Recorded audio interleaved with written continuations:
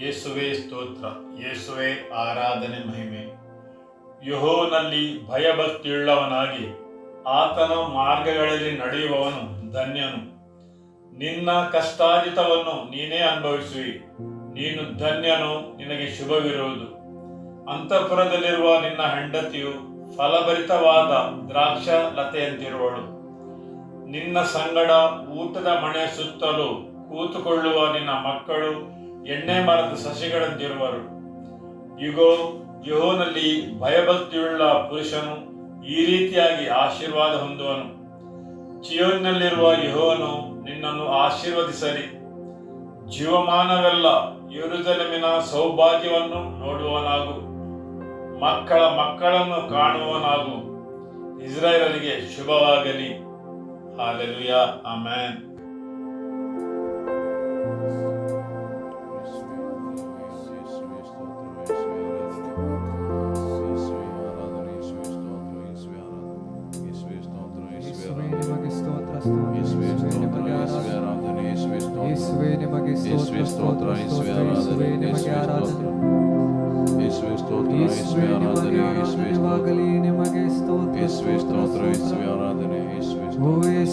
ನಿಮಗೆ ಆರಾಧನೆ ಯೇಸುವೆ, ನಿಮಗೆ ಸ್ತೋತ್ರ ಸ್ತೋತ್ರ ಸ್ತೋತ್ರ.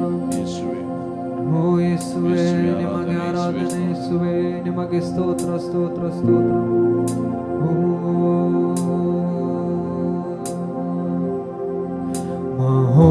ಮಹೋನ್ನತನೇ ನಿನ್ನಾಶ್ರಯದಿ ನಾವಾಸಿಸುವೆನು.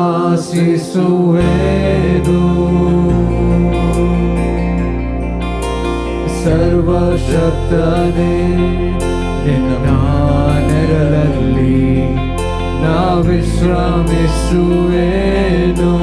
ಮಹೋನ್ನತನೇ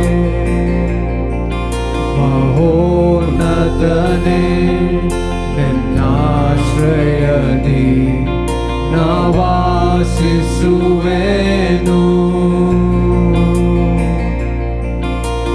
ಸರ್ವಶಕ್ತನೇ ನಿನ್ನ ನೆರಳಲ್ಲಿ ನಾ ವಿಶ್ರಮಿಸುವೆನು.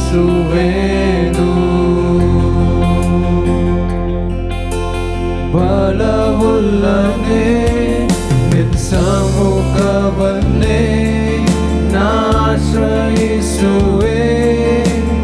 ಅನುದಿನವೂ. ಬಲವುಳ್ಳನೆ ನಿನ್ನ ಸಮ್ಮುಖವನ್ನೇ ನಾಶ್ರಯಿಸುವೆ ಅನುದಿನವೂ. ಯೆಸಯ್ಯ ಯೆಸಯ್ಯ ಯೆಸಯ್ಯ ಯೆಸಯ್ಯ. ರಾತ್ರಿಯಲ್ಲಿರುವ ಭಯಕ್ಕೂ ಹಗಲಲ್ಲಿ ಹಾರುವ ಬಾಣಕ್ಕೂ ಇರುಳಲ್ಲಿ ಸಂಚರಿಸುವ ವಿಪತ್ತಿಗೂ ದಿನದಲ್ಲಿ ಬರುವ ವ್ಯಾಧಿಗೂ ನಾ ಭಯಪಡೆನು, ನಾ ಹೆದರೆನು. ಯೆಹೋವ ರಾಫ ನನ್ನ ಜೊತೆ ನೀನೆ. ನಾ ಭಯಪಡೆನು, ನಾ ಹೆದರೆನು.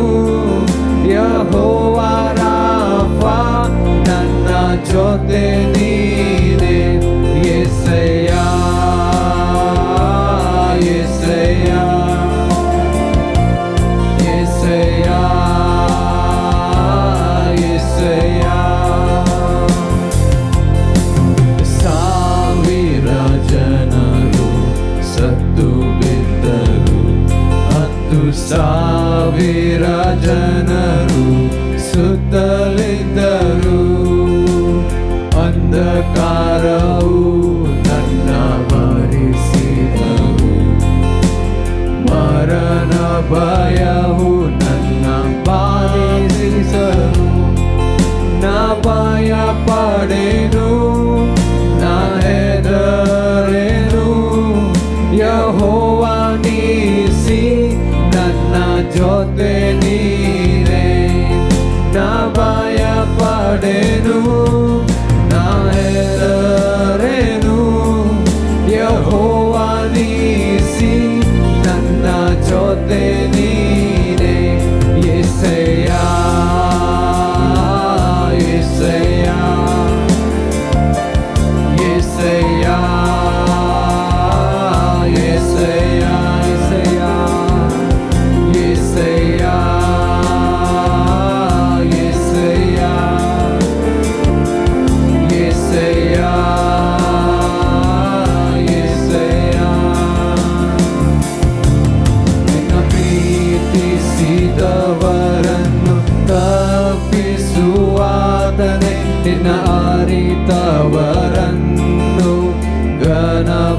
ನಡೆಸುವಾತನೆ ನಿನ್ನ ಪ್ರೀತಿಸಿದವರನ್ನು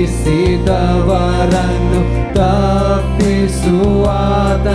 ನಿನ್ನ ಅರಿತವರನ್ನು ಘನಪಡಿಸುವಾತನೆ ನನ್ನ ಯುದ್ಧವ ಜಯಿಸಿ ಮೇಲಕ್ಕೆತ್ತುವಾತನೆ ಕೃಪೆಯಿಂದ ಕೃಪೆಯನ್ನು ತೋರಿಸುವಾತನೆ ನನ್ನ ಯುದ್ಧವ ಜಯಿಸಿ ಮೇಲಕ್ಕೆತ್ತುವಾತನೆ ಕೃಪೆಯಿಂದ ಕೃಪೆಯನ್ನು ತೋರಿಸುವಾತನೆ ಯೆಸಯ್ಯ ಯೆಸಯ್ಯ ಯೆಸಯ್ಯ ಯೆಸಯ್ಯ ಯೆಸಯ್ಯ ಯೆಸಯ್ಯ ಯೆಸಯ್ಯ ಯೆಸಯ್ಯ ನಾ ಭಯಪಡೆನು ನಾ ಹೆದರೆನು ಯೆಹೋವ ಶಾಲೋಮ್ ನನ್ನ ಜೊತೆ ನೀನೆ ನಾ ಭಯಪಡೆನು ನಾ ಹೆದರೆನು ಯೆಹೋವ ಶಾಲೋಮ್ ನನ್ನ ಜೊತೆ ನೀನೆ ಯೇಸುವೇ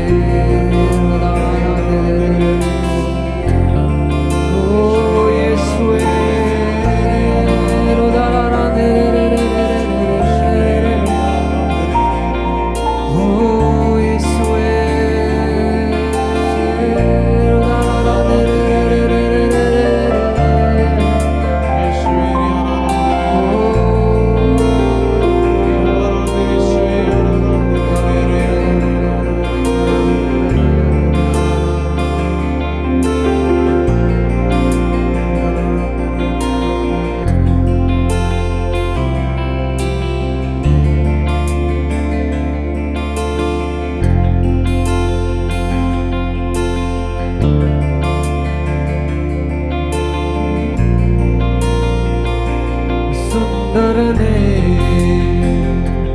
ಅತಿಶಯನೇ ಮಹೋನ್ನತನೇ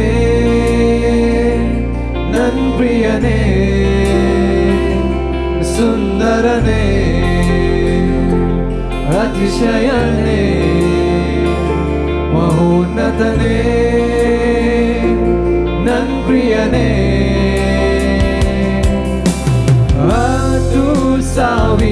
10,000ರಲ್ಲಿ ನೀನೇ ಶ್ರೇಷ್ಠ ಪ್ರೀತಿಯ ನಂಗರ್ತನೆ ಶಾರೋನಿನ ಪುಷ್ಪ ನಿತಾಕಿನ ತಾವರೆ ನಿನ್ನನ್ನು ನಾ ಕಂಡೇನೆ ಸುಂದರನೇ ಸುಂದರನೇ ಅತಿಶಯನೇ ಮಹೋನ್ನತನೇ ನನ್ ಪ್ರಿಯನೇ ಸುಂದರನೇ ಅತಿಶಯನೇ ಮಹೋನ್ನತನೇ ನನ್ ಪ್ರಿಯನೇ 10,000ರಲ್ಲಿ ನೀನೇ ಶ್ರೇಷ್ಠ ಪ್ರೀತಿಯ ನಂಗರ್ತನೆ ಶಾರೋನಿನ ಪುಷ್ಪ ನಿತಾಕಿನ ತಾವರೆ ನಿನ್ನನ್ನು ನಾ ಕಂಡೇನೆ 10,000ರಲ್ಲಿ 10,000ರಲ್ಲಿ ನೀನೇ ಶ್ರೇಷ್ಠ ಪ್ರೀತಿಯ ನಂಗರ್ತನೆ ಶಾರೋನಿನ ಪುಷ್ಪ ನಿತಾಕಿನ ತಾವರೆ ನಿನ್ನನ್ನು ನಾ ಕಂಡೇನೆ ಸುಂದರನೇ ಸುಂದರನೇ ಅತಿಶಯನೇ ಮಹೋನ್ನತನೇ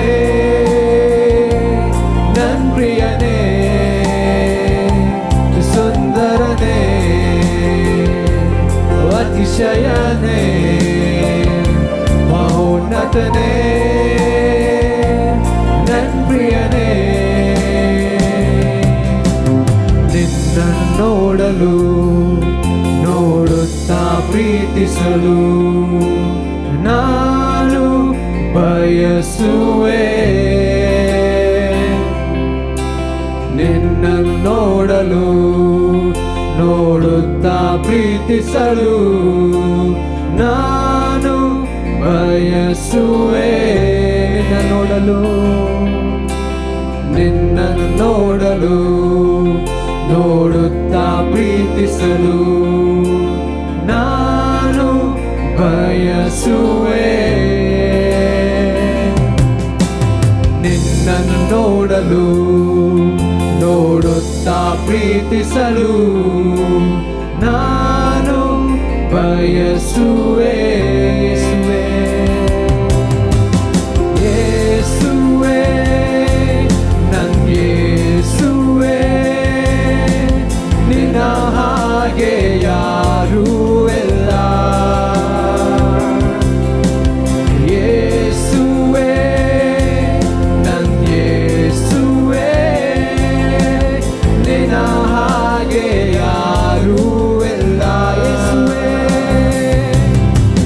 ಯೇಸುವೆ ನನ್ನ ಯೇಸುವೆ ನಿನ್ನ ಹಾಗೆ ಯಾರೂ ಇಲ್ಲ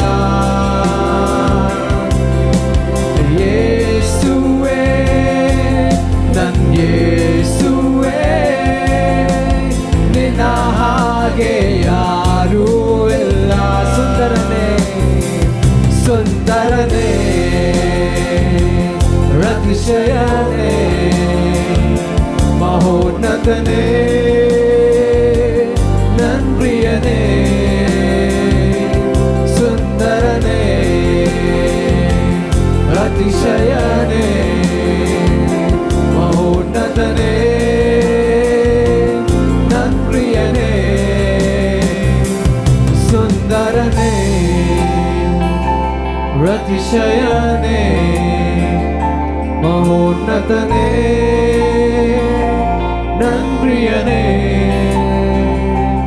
ಸುಂದರನೇ ಅತಿಶಯನೇ ಮಹೋನ್ನತನೇ ನನ್ ಪ್ರಿಯನೇ ನಿನ್ನನ್ನು ನೋಡಲು ನೋಡುತ್ತಾ ಪ್ರೀತಿಸಲು ನಾನು ಬಯಸುವೆ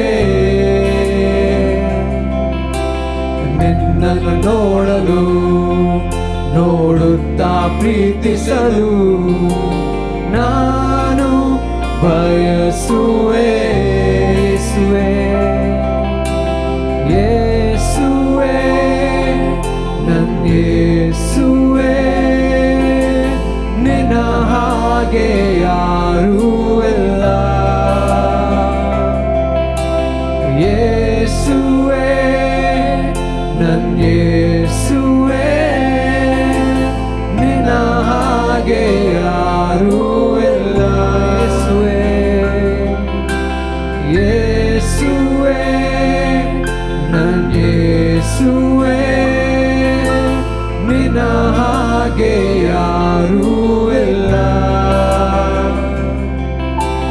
ಯೇಸುವೆ ನನ್ನ ಯೇಸುವೆ ನಿನ್ನ ಹಾಗೆ ಯಾರೂ ಇಲ್ಲ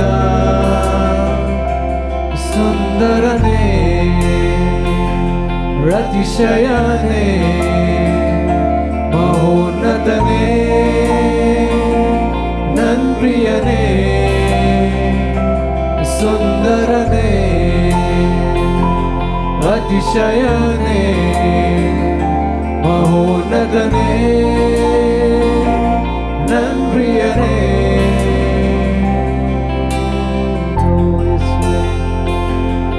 ಓ ಯೇಸುವೆ ನಿಮಗೆ ಸ್ತೋತ್ರ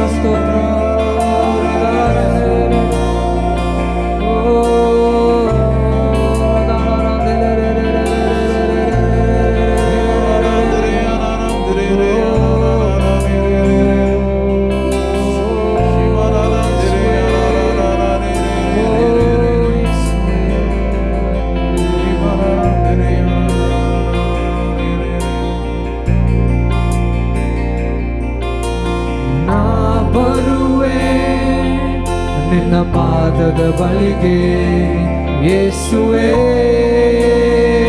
ನನ್ನ ರಾಜನೇ ಪ್ರಭಾವುಲ್ಲ ನಿನ್ನ ಪ್ರೀತಿಯನ್ನು ಬಯಸುವೆ ನನ್ನ ರಾಜನೇ ನಾ ಬರುವೆ ನಿನ್ನ ಪಾದದ ಬಳಿಗೆ ಯೇಸುವೇ ನನ್ನ ರಾಜನೇ ಪ್ರಭಾವುಲ್ಲ ನಿನ್ನ ಪ್ರೀತಿಯನ್ನು ಬಯಸುವೆ ನನ್ನ ರಾಜನೇ ನೀ ಪರಿಶುದ್ಧ ಶುದ್ಧ ಶುದ್ಧ ನೀ ಪರಿಶುದ್ಧ ಶುದ್ಧ ಶುದ್ಧ ನೀ ಪರಿಶುದ್ಧ ಶುದ್ಧ ಶುದ್ಧ ನೀ ಮಾತೃವೇ ನೀ ಪರಿಶುದ್ಧ ನೀ ಪರಿಶುದ್ಧ ಶುದ್ಧ ಶುದ್ಧ ನೀ ಪರಿಶುದ್ಧ ಶುದ್ಧ ಶುದ್ಧ ನೀ ಪರಿಶುದ್ಧ ಶುದ್ಧ ಶುದ್ಧ ನೀ ಮಾತೃವೇ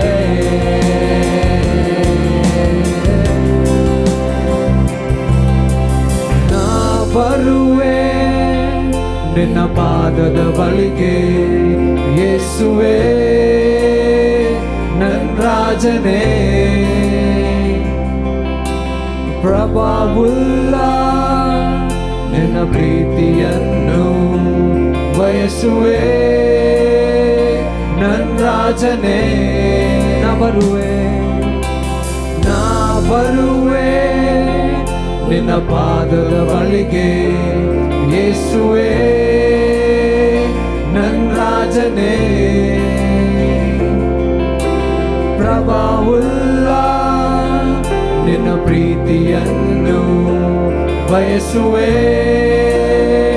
ನನ್ನ ರಾಜನೇ ನೀ ಪರಿಶುದ್ಧ ಶುದ್ಧ ಶುದ್ಧ ನೀ ಪರಿಶುದ್ಧ ಶುದ್ಧ ಶುದ್ಧ ನೀ ಪರಿಶುದ್ಧ ಶುದ್ಧ ಶುದ್ಧ ನೀ ಮಾತ್ರವೇ ಪರಿಶುದ್ಧ ನೀ ಪರಿಶುದ್ಧ ಶುದ್ಧ ಶುದ್ಧ ನೀ ಪರಿಶುದ್ಧ ಶುದ್ಧ ಶುದ್ಧ ನೀ ಪರಿಶುದ್ಧ ಶುದ್ಧ ಶುದ್ಧ ನೀ ಮಾತ್ರವೇ ನೀ ಎಲ್ಲಕ್ಕೆ ಯೋಗ್ಯನು ನೀ ಎಲ್ಲಕ್ಕೆ ಯೋಗ್ಯನು ನಿನ್ನಿಂದಲೇ ಎಲ್ಲವೂ ನಿನಗಾಗಿ ಎಲ್ಲವೂ ನಿಮಗೆ ಮಾತ್ರ ಮಹಿಮೆ ನೀ ಎಲ್ಲಕ್ಕೆ ಯೋಗ್ಯನು ನೀ ಎಲ್ಲಕ್ಕೆ ಯೋಗ್ಯನು ನಿನ್ನಿಂದ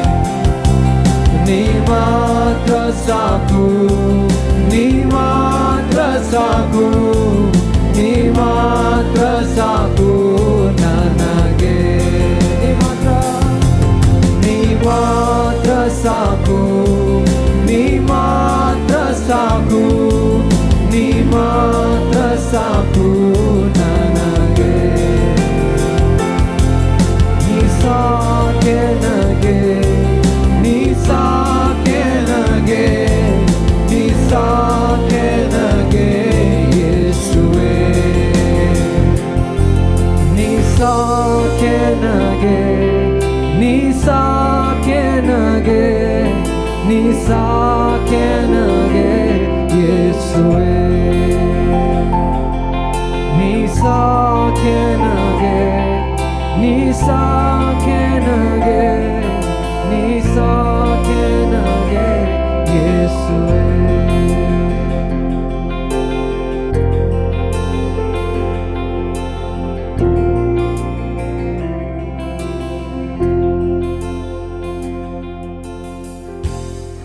ಯೇಸುವೇ ಸ್ತೋತ್ರ.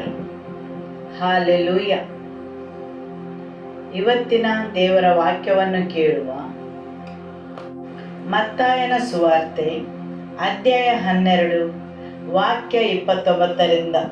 ಅಲ್ಲದೆ ಒಬ್ಬನು ಮೊದಲು ಬಲಿಷ್ಠನನ್ನು ಕಟ್ಟಿ ಹಾಕದೆ ಆ ಬಲಿಷ್ಠನ ಮನೆಯನ್ನು ಹೊತ್ತು ಅವನ ಸೊತ್ತನ್ನು ಸುಲುಕೊಳ್ಳುವುದು ಹೇಗೆ? ಕಟ್ಟಿ ಹಾಕಿದ ಮೇಲೆ ಅವನ ಮನೆಯನ್ನು ಸುಲುಕೊಂಡಾನು. ಆಮೆನ್. ಲೂಕನ ಸುವಾರ್ತೆ ಅಧ್ಯಾಯ 11 ವಾಕ್ಯ 21ರಿಂದ.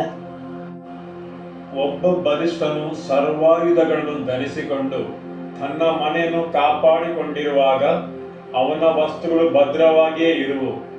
ಆದರೆ ಅವನಿಗಿಂತ ಬಲಿಷ್ಠನು ಬಂದು ಅವನನ್ನು ಸೋಲಿಸಿದ ಮೇಲೆ ಆ ಮೊದಲಿನವನು ನೆಚ್ಚಿಕೊಂಡಿದ್ದ ಆಯುಧಗಳನ್ನೆಲ್ಲ ತೆಗೆದುಕೊಂಡು ತಾನು ಸುಲಿಗೆ ಮಾಡಿದ್ದನ್ನು ಹಂಚಿಕೊಡುವನು. ನನ್ನ ಪಕ್ಷ ಹಿಡಿಯದವನು ನನಗೆ ವಿರೋಧಿ, ನನ್ನ ಜೊತೆಯಲ್ಲಿ ಒಟ್ಟುಗೂಡಿಸದವನು ಚದರಿಸುವನಾಗುತ್ತಾನೆ. ಆಮೆನ್. ಹಾಲೆಲೂಯ. ಇಲ್ಲಿ ದೇವರ ವಾಕ್ಯ ಹೇಳುತ್ತದೆ, ಒಬ್ಬ ಬಲಿಷ್ಠನು ಸರ್ವ ಆಯುಧಗಳನ್ನು ಧರಿಸಿಕೊಂಡು ತನ್ನ ಮನೆಯನ್ನು ಕಾಪಾಡಿಕೊಂಡಿರುವಾಗ ಅವನ ವಸ್ತುಗಳು ಭದ್ರವಾಗಿಯೇ ಇರುವವು. ಆದರೆ ಅವನಿಗಿಂತ ಬಲಿಷ್ಠನು ಬಂದು ಅವನನ್ನು ಸೋಲಿಸಿದ ಮೇಲೆ ಆ ಮೊದಲಿನವನು ನೆಚ್ಚಿಕೊಂಡಿದ್ದ ಆಯುಧಗಳನ್ನೆಲ್ಲ ತೆಗೆದುಕೊಂಡು ತಾನು ಸುಲಿಗೆ ಮಾಡಿದ್ದನ್ನು ಹಂಚಿಕೊಡುವನು. ಹೌದು, ದೇವರ ವಾಕ್ಯ ಮುಂದುವರಿಸಿ ಹೇಳುತ್ತದೆ, ನನ್ನ ಪಕ್ಷ ಹಿಡಿಯದವನು ನನಗೆ ವಿರೋಧಿ, ನನ್ನ ಜೊತೆಯಲ್ಲಿ ಒಟ್ಟುಗೂಡಿಸದವನು ಚದುರಿಸುವವನಾಗುತ್ತಾನೆ. ಆಮೆನ್. ಹಾಲೆಲೂಯ. ಒಬ್ಬ ಬಲಿಷ್ಠನು ತನ್ನ ಸರ್ವಾಯುಧಗಳನ್ನು ಧರಿಸಿಕೊಂಡು ತನ್ನ ಅರಮನೆಯನ್ನು ಸುಲಿಗೆಯನ್ನು ಕಾಪಾಡಿಕೊಂಡಿರುವವನನ್ನು ಕಲ್ವಾರಿ ಬೆಟ್ಟದ ಮೇಲೆ ನಾಶಪಡಿಸಿದರು. ಯಾಕೆಂದರೆ ಅವನಿಗಿಂತ ಬಲಿಷ್ಠನಾದವನು ಬಂದು ಅವನನ್ನು ಸೋಲಿಸಿದ ಮೇಲೆ ಆ ಮೊದಲಿನವನು ನೆಚ್ಚಿಕೊಂಡಿದ್ದ ಆಯುಧಗಳನ್ನೆಲ್ಲ ತೆಗೆದುಕೊಂಡು ಅವನನ್ನು ಸುಲಿಗೆ ಮಾಡಿದನು. ಇವತ್ತು ಪ್ಯಾಸ್ಟರ್ ಅವರು ಘೋಷಿಸಿದ್ದೇನೆಂದರೆ, ಬಲಿಷ್ಠವಾಗಿದ್ದ ಎಲ್ಲ ಬಡತನದ ಹೊದಿಕೆಗಳು ಮುರಿದು ಬೀಳುತ್ತವೆ. ಆಮೆನ್. ಹಾಲೆಲೂಯ. ನಮ್ಮ ಮಿನಿಸ್ಟ್ರಿಯ ಮೇಲೂ ನಮ್ಮ ಎಲ್ಲ ಜನರ ಮೇಲೂ ಇರುವ ಈ ಬಡತನದ ಹೊದಿಕೆಯು ಮುರಿದು ಬೀಳಲಿ. ಹಾಲೆಲೂಯ. ಬಡತನ ಮತ್ತು ಆ ಬಲಿಷ್ಠನನ್ನು ನಾಶಗೊಳಿಸಲು ದೇವರು ನಮಗೆ ಆತನ ಹೊದಿಕೆಯನ್ನು ನೀಡಿದ್ದಾರೆ. ಆಮೆನ್. ಯೇಸುವೇ ಸ್ತೋತ್ರ. ಹಾಲೆಲೂಯ.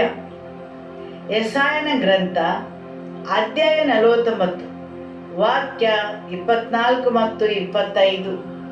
ಶೂರನಿಂದ ಕೊಳ್ಳೆಯನ್ನು ಕಸುಕೊಳ್ಳಬಹುದೇ? ಭೀಕರನಿಗೆ ಸೆರೆಯಾದವರನ್ನು ಬಿಡಿಸಲಾದೀತೆ ಎಂದುಕೊಳ್ತೀಯಾ? ಯೆಹೋವನು ಹೀಗೆನ್ನುತ್ತಾನೆ, ಶೂರನ ಸೆರೆಯವರು ಅಪಹರಿಸಲ್ಪಡುವರು, ಭೀಕರನ ಕೊಳ್ಳೆಯು ತೆಗೆಯಲ್ಪಡುವುದು. ನಿನ್ನೊಡನೆ ಹೋರಾಡುವವನ ಸಂಗಡ ನಾನೇ ಹೋರಾಡಿ ನಿನ್ನ ಮಕ್ಕಳನ್ನು ಉದ್ಧರಿಸುವೆನು. ಆಮೆನ್. ಹಾಲೆಲೂಯ. ಇಲ್ಲಿ ದೇವರ ವಾಕ್ಯ ಹೇಳುತ್ತದೆ, ಶೂರನಿಂದ ಕೊಳ್ಳೆಯನ್ನು ಕಸಿದುಕೊಳ್ಳಬಹುದೇ? ಭೀಕರನಿಗೆ ಸೆರೆಯಾದವನನ್ನು ಬಿಡಿಸಲಾದೀತೆ? ಯೆಹೋವನು ಹೀಗೆನ್ನುತ್ತಾನೆ, ಶೂರನ ಸೆರೆಯವರು ಅಪಹರಿಸಲ್ಪಡುವರು, ಭೀಕರನ ಕೊಳ್ಳೆಯು ತೆಗೆಯಲ್ಪಡುವುದು. ನಿನ್ನೊಡನೆ ಹೋರಾಡುವವನ ಸಂಗಡ ನಾನೇ ಹೋರಾಡಿ ನಿನ್ನ ಮಕ್ಕಳನ್ನು ಉದ್ಧರಿಸುವೆನು.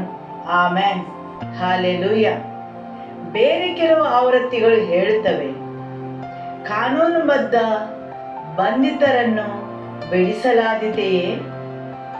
ಇಲ್ಲಿ ದೇವರ ವಾಕ್ಯ ಹೇಳುತ್ತದೆ ಕಾನೂನುಬದ್ಧ ಬಂಧಿತರೆಂದು. ಕಾನೂನುಬದ್ಧ ಬಂಧಿತರೆಂದರೆ ಯಾರೆಂದರೆ ಕಾನೂನಿಗೆ ಬದ್ಧರಾಗಿ ಬಂಧಿತರಾದವರು. ಶೂರನಿಂದ ಕೊಳ್ಳೆಯನ್ನು ಕಸಿದುಕೊಳ್ಳಬಹುದೇ?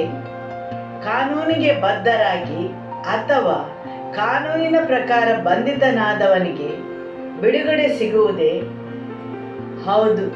ಅನೇಕ ಜನರು, ಅನೇಕ ಮನೆತನಗಳು ಹಾಗೂ ಅನೇಕ ಪ್ರದೇಶಗಳು ಕಾನೂನುಬದ್ಧವಾಗಿ ಬಂಧಿತವಾಗಿವೆ. ಹೌದು, ಇಲ್ಲಿ ದೇವರ ವಾಕ್ಯ ಹೇಳುತ್ತದೆ ಕಾನೂನುಬದ್ಧವಾಗಿ ಬಂಧಿತರಾದವರೆಂದು.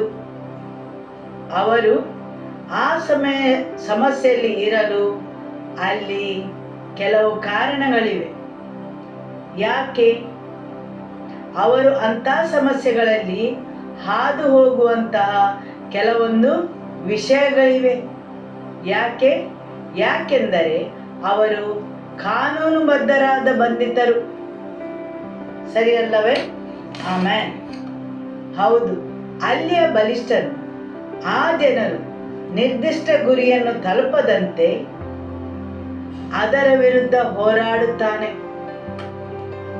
ಹೌದು, ಆ ಜನರ ಕುಟುಂಬಗಳನ್ನು, ಅವರ ನಿರ್ದಿಷ್ಟ ಗುರಿಗಳನ್ನು ಬಂಧನದಲ್ಲಿಟ್ಟು ಅವರ ಸುಲಿಗೆಯನ್ನು ಪಡೆದು ಅವರ ಸಮಾಧಾನವನ್ನು, ಅವರ ಆರೋಗ್ಯವನ್ನು, ಅವರ ಐಶ್ವರ್ಯವನ್ನು ಕದಿದು ಅವರ ಜೀವನವನ್ನು ನಾಶ ಮಾಡಲು ಬಯಸುತ್ತಾನೆ. ಇಲ್ಲಿ ದೇವರ ವಾಕ್ಯ ಹೇಳುತ್ತದೆ ಕಾನೂನುಬದ್ಧ ಬಂಧಿತರೆಂದು. ಹೌದು, ದೇವರ ವಾಕ್ಯ ಹೇಳುತ್ತದೆ ಯೆಹೋವನು ಹೀಗೆನ್ನುತ್ತಾನೆ, ಶೂರನ ಸೆರೆಯವರು ಅಪಹರಿಸಲ್ಪಡುವರು, ಭೀಕರನ ಕೊಳ್ಳೆಯು ತೆಗೆಯಲ್ಪಡುವುದು. ನಿನ್ನೊಡನೆ ಹೋರಾಡುವವನ ಸಂಗಡ ನಾನೇ ಹೋರಾಡುವೆನು. ಬಲಿಷ್ಠನಾದ ದೇವರು ಮಾತ್ರ ನಿಮ್ಮ ಪರವಾಗಿ ಹೋರಾಡಲು ಸಾಧ್ಯ ಮತ್ತು ನಿಮಗಿಂತ ಬಲಿಷ್ಠನಾದವನಿಂದ ನಿಮಗೆ ಬಿಡುಗಡೆಯನ್ನು ನೀಡಲು ಸಾಧ್ಯ. ಆಮೆನ್. ನಿಮಗಿಂತ ಬಲಿಷ್ಠನು ಬಲವಂತನೂ ಆದವನಿಂದ. ಹಾಲೆಲೂಯ. ಲೂಕನ ಸುವಾರ್ತೆ ಅಧ್ಯಾಯ 11 ವಾಕ್ಯ 21. ಒಬ್ಬ ಬಲಿಷ್ಠನು ಸರ್ವಾಯುಧಗಳನ್ನು ಧರಿಸಿಕೊಂಡು ತನ್ನ ಮನೆಯನ್ನು ಕಾಪಾಡಿಕೊಂಡಿರುವಾಗ ಅವನ ವಸ್ತುಗಳು ಭದ್ರವಾಗಿಯೇ ಇರುವು. ಆದರೆ ಅವನಿಗಿಂತ ಬಲಿಷ್ಠನು ಬಂದು ಅವನನ್ನು ಸೋಲಿಸಿದ ಮೇಲೆ ಆ ಮೊದಲಿನವನು ನೆಚ್ಚಿಕೊಂಡಿದ್ದ ಆಯುಧಗಳನ್ನೆಲ್ಲ ತೆಗೆದುಕೊಂಡು ತಾನು ಸುಲಿಗೆ ಮಾಡಿದ್ದನ್ನು ಹಂಚಿಕೊಡುವನು. ನನ್ನ ಪಕ್ಷ ಹಿಡಿಯುವವನು ನನಗೆ ವಿರೋಧಿ, ನನ್ನ ಜೊತೆಯಲ್ಲಿ ಒಟ್ಟುಗೂಡಿಸುವವನು ಚದರಿಸುವವನಾಗುತ್ತಾನೆ. ಆಮೆನ್. ಹಾಲೆಲೂಯ. ಇಲ್ಲಿ ದೇವರ ವಾಕ್ಯ ಹೇಳುತ್ತದೆ ಬಲಿಷ್ಠನು ಸರ್ವಾಯುಧಗಳನ್ನು ಧರಿಸಿಕೊಂಡು ತನ್ನ ಅರಮನೆಯನ್ನು ಕಾಪಾಡಿಕೊಳ್ಳುವನು.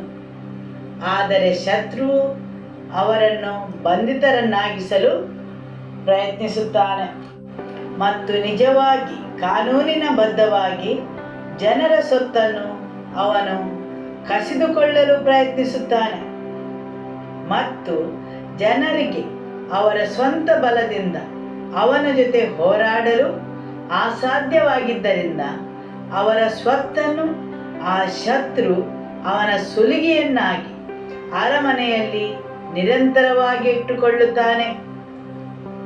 ಮತ್ತೊಬ್ಬನು ಅವನಿಗಿಂತ ಬಲಿಷ್ಠನಾದವನು ಬಂದು ಅವನ ಜೊತೆ ಹೋರಾಡುವವರೆಗೆ. ಸರಿಯಲ್ಲವೇ? ಆಮೆನ್. ಈಗ ನೀವು 1 ಸಾಮುವೇಲನು ಅಧ್ಯಾಯ 5 ವಾಕ್ಯ 1 ಓದಿ ನೋಡಿದರೆ, ಕೆಲವು ದಿನಗಳ ಹಿಂದೆ ಅಲ್ಲಿರುವ ಫಿಲಿಸ್ಟಿಯರ ದೇವರಾದ ದೇಗೋನಿನ ಆತ್ಮದ ಬಗ್ಗೆ ಕೇಳಿಕೊಂಡಿದ್ದೆವು. ಅವರ ಮತ್ಸ್ಯ ದೇವತೆಯ ಬಗ್ಗೆ, ಅದು ಫಿಲಿಸ್ಟಿಯರ ಆರಾಧ್ಯ ದೇವರು, ಅರ್ಧ ಮನುಷ್ಯ ಮತ್ತು ಅರ್ಧ ಮೀನು. ಶತ್ರುವಿನ ಹಿಡಿತದಲ್ಲಿದ್ದ ಆ ಬಲಿಷ್ಠ ಪ್ರದೇಶದ ಮೇಲೆ ದೇವರ ಪ್ರಸನ್ನತೆಯು ಬರುವಾಗ ಅವರ ದೇವರಾದ ದೇಗೋನನು ಕೆಳಗೆ ಬಿದ್ದನು. ಅಲ್ಲಿ ದೇವರ ಪ್ರಸನ್ನತೆಯು ಬಂದಿತ್ತು. ದೇಗೋನನ ತಲೆ, ಕೈಕಾಲುಗಳು ಎಲ್ಲ ಕಡಿದು ಕೆಳಗೆ ಬಿದ್ದಿದ್ದವು.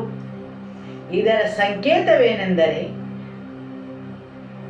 ದೇವರ ಜನರ ವಿರುದ್ಧ ಎತ್ತಿದ್ದ ಪ್ರತಿಯೊಂದು ಕೈಯು, ಆತನನ್ನು ಹಿಂಬಾಲಿಸಿದ ಎಲ್ಲ ಅಂಗಾಂಗಗಳು, ಉತ್ಸುಕತೆಯಿಂದ ಇರುವ ಎಲ್ಲ ತಲೆಗಳು ದೇವರ ಪ್ರಸನ್ನತೆಯಲ್ಲಿ ಎಲ್ಲವೂ ಕಡಿದು ಬಿದ್ದವು. ಆಮೆನ್. ಹೌದು,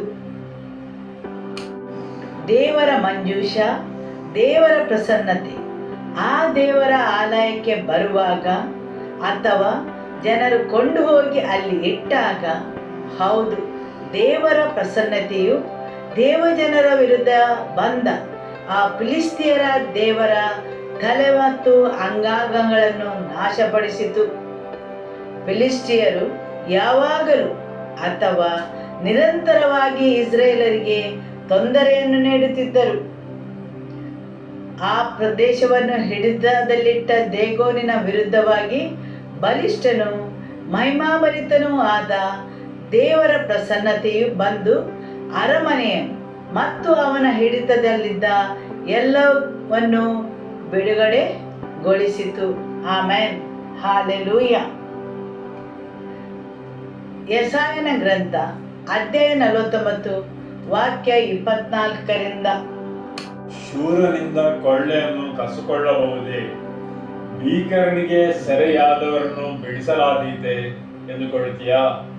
ಯೋನು ಹೀಗೆನ್ನುತ್ತಾನೆ, ಶೂರನ ಸೆರೆಯವರು ಅಪಹರಿಸಲ್ಪಡುವರು, ಭೀಕರನ ಕೊಳ್ಳೆಯು ತೆಗೆಯಲ್ಪಡುವುದು.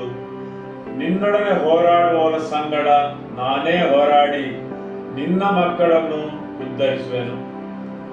ಆಮೆನ್. ಹಾಲೆಲೂಯ. ಹೌದು, ದೇವರು ನನಗಾಗಿಯೂ ನಿನಗಾಗಿಯೂ ಹೋರಾಡುವಾಗ ಮಾತ್ರ ಈ ರೀತಿ ಜರುಗುತ್ತದೆ. ಆಮೆನ್. ಮತ್ತು ನಮಗೆ ಬಿಡುಗಡೆ ಸಿಗುತ್ತದೆ. ಶೂರನ ಸೆರೆಯವರು ರಕ್ಷಿಸಲ್ಪಡುವರು. ಹೌದು, ನಿಮ್ಮ ಬಂಧನವು, ನಿಮ್ಮ ಹೋರಾಟವು, ನಿಮ್ಮ ಸಮಸ್ಯೆಗಳು ಎಷ್ಟೊಂದು ಕಠಿಣವಾಗಿದ್ದರೂ ಸಹ ದೇವರು ನಿಮಗಾಗಿ ಹೋರಾಡುವಾಗ ನಿಮಗೆ ರಕ್ಷಣೆಯು ದೊರಕುತ್ತದೆ. ಹಾಲೆಲೂಯ. ಹೌದು, ಕೆಲವು ವಾರಗಳ ಹಿಂದೆ ನಾವು ತಿಳಿದುಕೊಂಡಿದ್ದೆವು ಯಜ್ಞವೇದಿಯ ದುರಸ್ತಿಯ ಬಗ್ಗೆ. ನಿಮ್ಮ ಯಜ್ಞವೇದಿಯು ಎಷ್ಟೊಂದು ಬಲಿಷ್ಠವಾಗಿದೆ ಅಥವಾ ಅದು ಎಷ್ಟೊಂದು ದಿವಾಳಿಯಾಗಿದೆ ಮತ್ತು ಅದು ಮುಖ್ಯವಾಗಿದೆ. ದೇವರು ನಿಮಗಾಗಿ ಹೋರಾಡುವರು. ಆತನ ಪ್ರಸನ್ನತೆಯು ನಿಮಗಾಗಿ ಹೋರಾಡುವುದು, ಸರಿಯಲ್ಲವೇ? ಆಮೆನ್. ಕಾನೂನುಬದ್ಧ ಬಂಧಿತರ ಜೊತೆಗೆ ಒಬ್ಬ ಬಲಿಷ್ಠನು ಅಧಿಕಾರವನ್ನು ಚಲಾಯಿಸುವುದು ಕೆಲವೊಂದು ಕಾರಣಗಳಿಗೋಸ್ಕರ. ಅದು ಬಂಡಾಯದ ಸ್ವಭಾವವಾಗಿರಬಹುದು, ಅವಿಧೇಯತೆ ಆಗಿರಬಹುದು, ಅಥವಾ ಪಾಪ ಆಗಿರಬಹುದು. ಹೌದು, ಕೆಲವೊಂದು ವಿಷಯಗಳು ಆ ಬಲಿಷ್ಠನಿಗೆ ಅಧಿಕಾರವನ್ನು ನೀಡಿದೆ ಅವರನ್ನು ಬಂಧನದಲ್ಲಿಡಲು. ದಾವೀದನ ಆಳ್ವಿಕೆಯ ಸಮಯದಲ್ಲಿ ಪ್ರತಿ ವರ್ಷವೂ ಬರಗಾಲವು ಬರುತ್ತಿತ್ತು. ಆ ಬರಗಾಲಗೋಸ್ಕರ ಅಲ್ಲಿ ಕಾನೂನುಬದ್ಧವಾದ ಕಾರಣಗಳಿದ್ದವು. ಆ ಪ್ರದೇಶವು ಕಾನೂನುಬದ್ಧವಾದ ಬಂಧನಕ್ಕೆ ಒಳಗಾಗಿತ್ತು. ಅರಸನಾದ ಸೌಲನ ಮನೆತನದಿಂದಾಗಿ ಇದೆಲ್ಲವೂ ನಿಮಗೆ ನೆನಪಿದೆ ತಾನೆ? ಹೌದು, ಈ ಇಡೀ ನಾಡು ಕಾನೂನುಬದ್ಧ ಬಂಧನಕ್ಕೆ ಒಳಗಾಗಿತ್ತು. ಯಾಕೆಂದರೆ ಅರಸನಾದ ಸೌಲನು ಅವನ ಮನೆತನದವರು ಮಾಡಿದ ಕಾರ್ಯದಿಂದಾಗಿ. ಆದುದರಿಂದ ಕೆಲವೊಂದು ಪ್ರದೇಶಗಳು ಕಾನೂನುಬದ್ಧವಾದ ಬಂಧನಕ್ಕೆ ಒಳಗಾಗುತ್ತವೆ. ಯಾಕೆಂದರೆ ಪ್ರಾದೇಶಿಕ ಪಾಪಗಳಿಂದಾಗಿ. ಆಮೆನ್. ಹೌದು, ನೀವು ಆರಾಧಿಸುವ ಆ ಯಜ್ಞವೇದಿಯು ನಿಮ್ಮನ್ನು ಶುದ್ಧಗೊಳಿಸುವುದಿಲ್ಲ. ಆದರೆ ನೀವು ನಿಮ್ಮನ್ನೇ ಶುದ್ಧಗೊಳಿಸಿ ಆ ಯಜ್ಞವೇದಿಯ ಬಳಿಗೆ ಬರಬೇಕು. ಇಲ್ಲವಾದರೆ ಆ ಯಜ್ಞವೇದಿಯು ನಿಮಗೋಸ್ಕರ ಹೋರಾಡುವ ಬದಲು ಅದು ನಿಮ್ಮನ್ನು ನಾಶಪಡಿಸಬಹುದು. ಆಮೆನ್. ಯಾಜಕ ಕಾಂಡ ಅಧ್ಯಾಯ 16 ವಾಕ್ಯ 4. ಅವನು ಪರಿಶುದ್ಧವಾದ ನಾರಿನ ನಿಲುವಂಗಿಯನ್ನು ತೊಟ್ಟುಕೊಂಡು ನಾರಿನ ಚಡ್ಡಿಯನ್ನು ಹಾಕಿಕೊಂಡು ನಾರಿನ ನಡುಕಟ್ಟನ್ನು ಕಟ್ಟಿಕೊಂಡು ತಲೆಗೆ ಮಂಡಾಸವನ್ನು ಸುತ್ತಿಕೊಳ್ಳಬೇಕು. ಅವು ದೀಕ್ಷಾ ವಸ್ತ್ರಗಳಾದ್ದರಿಂದ ಅವನು ಅವುಗಳನ್ನು ಧರಿಸಿಕೊಳ್ಳುವುದಕ್ಕೆ ಮುಂಚೆ ಸ್ನಾನ ಮಾಡಬೇಕು. ಹೌದು, ಯಾಜಕನು ತನ್ನ ವಸ್ತ್ರಗಳನ್ನು ಧರಿಸುವ ಮೊದಲು ಅವನು ಸ್ನಾನ ಮಾಡಬೇಕು. ಅವನ ಲೌಕಿಕ ದೇಹವನ್ನು ಶುದ್ಧಗೊಳಿಸಬೇಕು. ಇದರ ಸಂಕೇತವೇನೆಂದರೆ, ನೀವು ದೇವರ ಪ್ರಸನ್ನತೆಗೆ ಬರುವ ಮೊದಲು ನಿಮ್ಮನ್ನೇ ನೀವು ಶುದ್ಧಗೊಳಿಸಬೇಕು. ನಿಮ್ಮ ಲೌಕಿಕ ದೇಹವು ಸ್ನಾನ ಮಾಡಿ ಶುದ್ಧವಾಗಿರಬೇಕು ಮತ್ತು ನಿಮ್ಮ ಪರಿಶುದ್ಧವಾದ ವಸ್ತ್ರಗಳನ್ನು ಧರಿಸಬೇಕು. ಅವುಗಳು ಯಾವುವೆಂದರೆ, ಯೇಸುವಿನ ರಕ್ತದಿಂದ ಪಡೆದುಕೊಂಡ ನೀತಿವಂತತನದ ವಸ್ತ್ರಗಳು. ಸರಿಯಲ್ಲವೇ? ಆಮೆನ್. ವಾಕ್ಯವನ್ನು ಮುಂದುವರಿಸುವ. ಇಸ್ರೇಲರ ಜನಸಮೂಹದಿಂದ ದೋಷ ಪರಿಹಾರ ಯಜ್ಞಕ್ಕಾಗಿ 2 ಹೋತಗಳನ್ನು, ಸರ್ವಾಂಗ ಹೋಮಕ್ಕಾಗಿ 1 ಟಗರನ್ನು ತೆಗೆದುಕೊಂಡು ಬರಬೇಕು. ಆರೋನನು ತನಗೋಸ್ಕರವಾಗಿ ತಂದ ಹೋರಿಯನ್ನು ಸಮರ್ಪಿಸಿ ತನಗೋಸ್ಕರವೂ ತನ್ನ ಮನೆತನದವರಿಗೋಸ್ಕರವೂ ದೋಷ ಪರಿಹಾರ ಮಾಡಬೇಕು. ಆಮೆನ್. ಹೌದು, ನಂತರ ಅವನು ಅವನ ಪಾಪ ಪರಿಹಾರಗೋಸ್ಕರ ಹೋರಿಯನ್ನು ಸಮರ್ಪಿಸಬೇಕು. ನಾವಿಲ್ಲಿ ಮಾತಾಡುವುದು ದೇವರ ಆರಾಧನೆಗೆ ಯಜ್ಞವೇದಿಯ ಬಳಿ ಬರುವ ಯಾಜಕನ ಬಗ್ಗೆ. ಅವನು ಮೊದಲು ಅವನ ಲೌಕಿಕ ದೇಹವನ್ನು ಶುದ್ಧಗೊಳಿಸಬೇಕು ಮತ್ತು ಅವನಿಗೆ ನೀಡಿದ ಪರಿಶುದ್ಧವಾದ ವಸ್ತ್ರಗಳನ್ನು ಧರಿಸಬೇಕು. ನಂತರ ಅವನು ಅವನ ದೋಷ ಪರಿಹಾರಗೋಸ್ಕರ ಹೋರಿಯನ್ನು ಸಮರ್ಪಿಸಬೇಕು. ಹೌದು, ಅವನು ಮೊದಲು ಅವನ ದೋಷ ಪರಿಹಾರಗೋಸ್ಕರ ಹೋರಿಯನ್ನು ಸಮರ್ಪಿಸಬೇಕು. ನಂತರ 2ನೆಯ ಹೋರಿಯನ್ನು ಜನರಿಗೋಸ್ಕರ ಸಮರ್ಪಿಸಬೇಕು. ಆಮೆನ್. ನಂತರ ಮಾತ್ರ ಅವನು ಪರಿಶುದ್ಧವಾದ ದೇವರ ಯಜ್ಞವೇದಿಯ ಬಳಿಗೆ ಬರಲು ಯೋಗ್ಯನಾಗಿರುತ್ತಾನೆ. ಆಮೆನ್. ಅವನು ಇದ್ದ ಹಾಗೆ ಕೇವಲವಾಗಿ ಯಜ್ಞವೇದಿಯ ಬಳಿಗೆ ಬರಲು ಸಾಧ್ಯವಿಲ್ಲ. ಅವನು ಹೇಗೆ ಯಜ್ಞವೇದಿಗೆ ಬಳಿಗೆ ಬರಬೇಕು?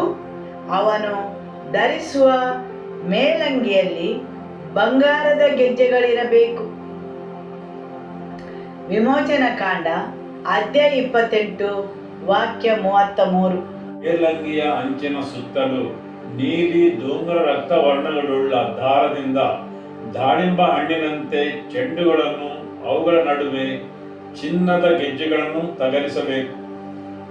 ಸರಿಯಲ್ಲವೇ? ಆಮೆನ್. ಇಲ್ಲಿ ಮಹಾಯಾಜಕನು ದೇವರ ಸನ್ನಿಧಿಗೆ ಪರಿಶುದ್ಧವಾದ ದೇವರ ವೇದಿಯ ಬಳಿಗೆ ಹೋಗಬೇಕಾದರೆ ಮೇಲಂಗಿಯ ಅಂಚಿನ ಸುತ್ತಲೂ ಚಿನ್ನದ ಗೆಜ್ಜೆಗಳನ್ನು ತಗಲಿಸಿರಬೇಕು. ಯಾಕೆಂದರೆ ಅವನು ದೇವರ ಸನ್ನಿಧಿಯಲ್ಲಿ ಸಾಯಬಾರದೆಂದು. ಯಹೂದ್ಯರ ಸಂಪ್ರದಾಯದಂತೆ ಮಹಾಯಾಜಕನು ಪರಿಶುದ್ಧವಾದ ವೇದಿಯ ಬಳಿಗೆ ಹೋಗುವಾಗ ಅವನ ಕಾಲಿಗೆ ಕೆಂಪು ಬಣ್ಣದ ಹಗ್ಗವನ್ನು ಕಟ್ಟುತ್ತಿದ್ದರು ಮತ್ತು ಒಬ್ಬನು ಅದನ್ನು ಹೊರಗೆ ಹಿಡಿದುಕೊಂಡು ಕುಳಿತುಕೊಂಡಿರುತ್ತಿದ್ದನು. ಯಾವುದೇ ಸಮಯದಲ್ಲಿ ಆ ಗೆಜ್ಜೆಗಳು ಮಾಡುವ ಶಬ್ದವು ನಿಂತರೆ ಅಥವಾ ಯಾವುದೇ ಚಲನೆಯೂ ಇಲ್ಲವಾದರೆ ಪ್ರತಿ ಸಲ ಮಹಾಯಾಜಕನು ಪರಿಶುದ್ಧವಾದ ವೇದಿಯ ಬಳಿಗೆ ಹೋಗುವಾಗ ಅವನು ಹಿಂತಿರುಗಿ ಬರುತ್ತಾನೆ ಎಂಬ ಭರವಸೆ ಅವನಿಗೆ ಇರುವುದಿಲ್ಲ. ಯಾಕೆಂದರೆ ದೇವರ ಸನ್ನಿಧಿ ಅಥವಾ ಆ ದೇವರ ವೇದಿಯು ಅವನನ್ನು ಕೊಲ್ಲಬಹುದು ಅಥವಾ ಅದು ಅವನನ್ನು ನಾಶಪಡಿಸಬಹುದು. ಆದುದರಿಂದ ಪ್ರತಿ ಸಲ ಮಹಾಯಾಜಕನು ದೇವರ ಸನ್ನಿಧಿಗೆ ಆ ಪರಿಶುದ್ಧವಾದ ವೇದಿಯ ಬಳಿ ಹೋಗುವಾಗ ಅವನು ತನ್ನನ್ನೇ ಶುದ್ಧಗೊಳಿಸಿ ಪರಿಶುದ್ಧವಾದ ವಸ್ತ್ರಗಳನ್ನು ಧರಿಸಿ ಅವನಿಗೋಸ್ಕರ ದೋಷ ಪರಿಹಾರ ಯಜ್ಞವನ್ನು ಸಮರ್ಪಿಸಿ ಮತ್ತು ಜನರಿಗೋಸ್ಕರ ದೋಷ ಪರಿಹಾರ ಯಜ್ಞವನ್ನು ಸಮರ್ಪಿಸಿದ ನಂತರ ಅವನು ಆ ಪರಿಶುದ್ಧವಾದ ವೇದಿಯ ಬಳಿಗೆ ಪ್ರವೇಶಿಸುತ್ತಾನೆ. ಆಮೆನ್. ಹೌದು, ಮಹಾಯಾಜಕನ ವಸ್ತ್ರಗಳನ್ನು ಚಿನ್ನದ ಗೆಜ್ಜೆಗಳಿರುವ ವಸ್ತ್ರಗಳನ್ನು ಧರಿಸಿ ಹೋಗುತ್ತಾನೆ. ಯಾಕೆಂದರೆ ಆ ಸ್ಥಳದಲ್ಲಿ ಅವನು ಜೀವಂತವಾಗಿ ಇದ್ದಾನೆ ಎಂದು ಹೊರಗಿನವರು ತಿಳಿದುಕೊಳ್ಳಲು. ಒಂದು ವೇಳೆ ಆ ಮಹಾಯಾಜಕನು ಅಶುದ್ಧವಾದ ರೀತಿಯಲ್ಲಿ ಅಸಮರ್ಪಕವಾದ ರೀತಿಯಲ್ಲಿ ಪ್ರವೇಶಿಸಿದರೆ ಆ ಯಜ್ಞವೇದಿಯು ಅವನನ್ನು ಕೊಲ್ಲುತ್ತದೆ. ಆದರೆ ಯಾರು ಅವನ ಶವವನ್ನು ಹೊರಗೆ ತರಲು ಆ ಸ್ಥಳವನ್ನು ಪ್ರವೇಶಿಸುವ ಹಾಗೆ ಇಲ್ಲ. ಅವರು ಆ ಹಗ್ಗದ ಸಹಾಯದಿಂದ ಅವನ ಸತ್ತ ಶರೀರವನ್ನು ಹೊರಗೆ ಎಳೆಯಬೇಕಾಗುತ್ತದೆ. ಸರಿಯಲ್ಲವೇ? ಆಮೆನ್. ಆದುದರಿಂದ ನೀವು ಹೋಗುವ ಆ ಯಜ್ಞವೇದಿಯು ನಿಮ್ಮನ್ನು ಶುದ್ಧಗೊಳಿಸುವುದಿಲ್ಲ. ಆದರೆ ನೀವು ಆ ಯಜ್ಞವೇದಿಯ ಬಳಿಗೆ ಹೋಗುವ ಮೊದಲು ನಿಮ್ಮನ್ನೇ ನೀವು ಶುದ್ಧಗೊಳಿಸಬೇಕು. ಹಾಲೆಲೂಯ. ನಿಮ್ಮ ಸಮಸ್ಯೆಗಳ ವಿರುದ್ಧ ನೀವು ಹೋರಾಡುವ ಮೊದಲು ನೀವು ದೇವರ ಹತ್ತಿರ ವಿಚಾರಿಸಿಕೊಳ್ಳಬೇಕು, ನೀವು ಎದುರಿಸುವ ಬಲಿಷ್ಠನು ಯಾರೆಂದು. ಆಮೆನ್. ಯಾವ ಬಲಿಷ್ಠನು ನಿಮ್ಮ ಜೀವನದ ಕೆಲವೊಂದು ಸ್ಥಾನಗಳನ್ನು ಅವನ ಬಂಧನದಲ್ಲಿ ಹಿಡಿದುಕೊಂಡಿದ್ದಾನೆಂದು, ಆವಾಗ ದೇವರು ನಿಮಗೆ ಯಾವ ಬಲಿಷ್ಠನು ನಿಮ್ಮನ್ನು ಹಿಡಿತದಲ್ಲಿಟ್ಟಿದ್ದಾನೆಂದು ತಿಳಿಯಪಡಿಸುತ್ತಾನೆ. ನಿಮ್ಮ ಸಮಸ್ಯೆಗಳು ಆ ಬಲಿಷ್ಠನ ಸ್ವಭಾವವನ್ನು ತಿಳಿಯಪಡಿಸುತ್ತದೆ. ಆಮೆನ್. ಹಾಲೆಲೂಯ. ಮಲಾಕಿ ಅಧ್ಯಾಯ 2 ವಾಕ್ಯ 11. ಯೆಹೂದವು ದ್ರೋಹ ಮಾಡಿದೆ, ಇಸ್ರಾಯೇಲಿನಲ್ಲಿಯೂ ಯೆರೂಸಲೇಮಿನಲ್ಲಿಯೂ ಒಂದು ದುರಾಚಾರವು ನಡೆಯುತ್ತಿದೆ. ಯೆಹೂದವು ಅನ್ಯ ದೇವತೆಯ ಮಗಳನ್ನು ಮದುವೆಯಾಗಿ ಯೆಹೋವನ ಪ್ರಿಯ ದೇವಾಲಯವನ್ನು ಹೊರಗೆಡಿಸಿದೆ. ಇಲ್ಲಿ ದೇವರ ವಾಕ್ಯ ಹೇಳುತ್ತದೆ, ಯೆಹೂದನು ದೇವರನ್ನು ಹರಸಬೇಕಾದವನು. ಈ ಯೇಸು ಈ ಪ್ರಪಂಚಕ್ಕೆ ಬರಲು ಆಯ್ಕೆ ಮಾಡಿದ ಆ ಕುಲವು, ದೇವರ ವಾಕ್ಯ ಹೇಳುತ್ತದೆ, ಅದು ದೇವರಿಗೆ ದ್ರೋಹ ಮಾಡಿ ದುರಾಚಾರದಿಂದ ನಡೆಯಿತೆಂದು. ಮನುಷ್ಯನು ದೇವರಿಗೆ ದುರಾಚಾರ ಮಾಡಲು ಸಾಧ್ಯ. ಕೆಲವೊಂದು ಆವೃತ್ತಿಗಳು ಹೇಳುತ್ತವೆ, ಯಹೂದನು ದೇವರಿಗೆ ದ್ರೋಹ ಮಾಡಿದನೆಂದು. ಯಹೂದನು ದೇವರಿಗೆ ದ್ರೋಹ ಮಾಡಲು ಸಾಧ್ಯವೇ? ಅಥವಾ ಅವನು ಅವನನ್ನೇ ದ್ರೋಹ ಮಾಡಿದನೆ? ಅಥವಾ ಅವನು ಅವನ ನಿರ್ದಿಷ್ಟ ಗುರಿಗೆ ದ್ರೋಹ ಮಾಡಿದನೆ? ಸರಿಯಲ್ಲವೇ? ಯಹೂದನು ಅವನ ನಿರ್ದಿಷ್ಟ ಗುರಿಗೆ ದ್ರೋಹ ಮಾಡಿದನು, ಅವನದೇ ಕಾರ್ಯಗಳಿಂದ.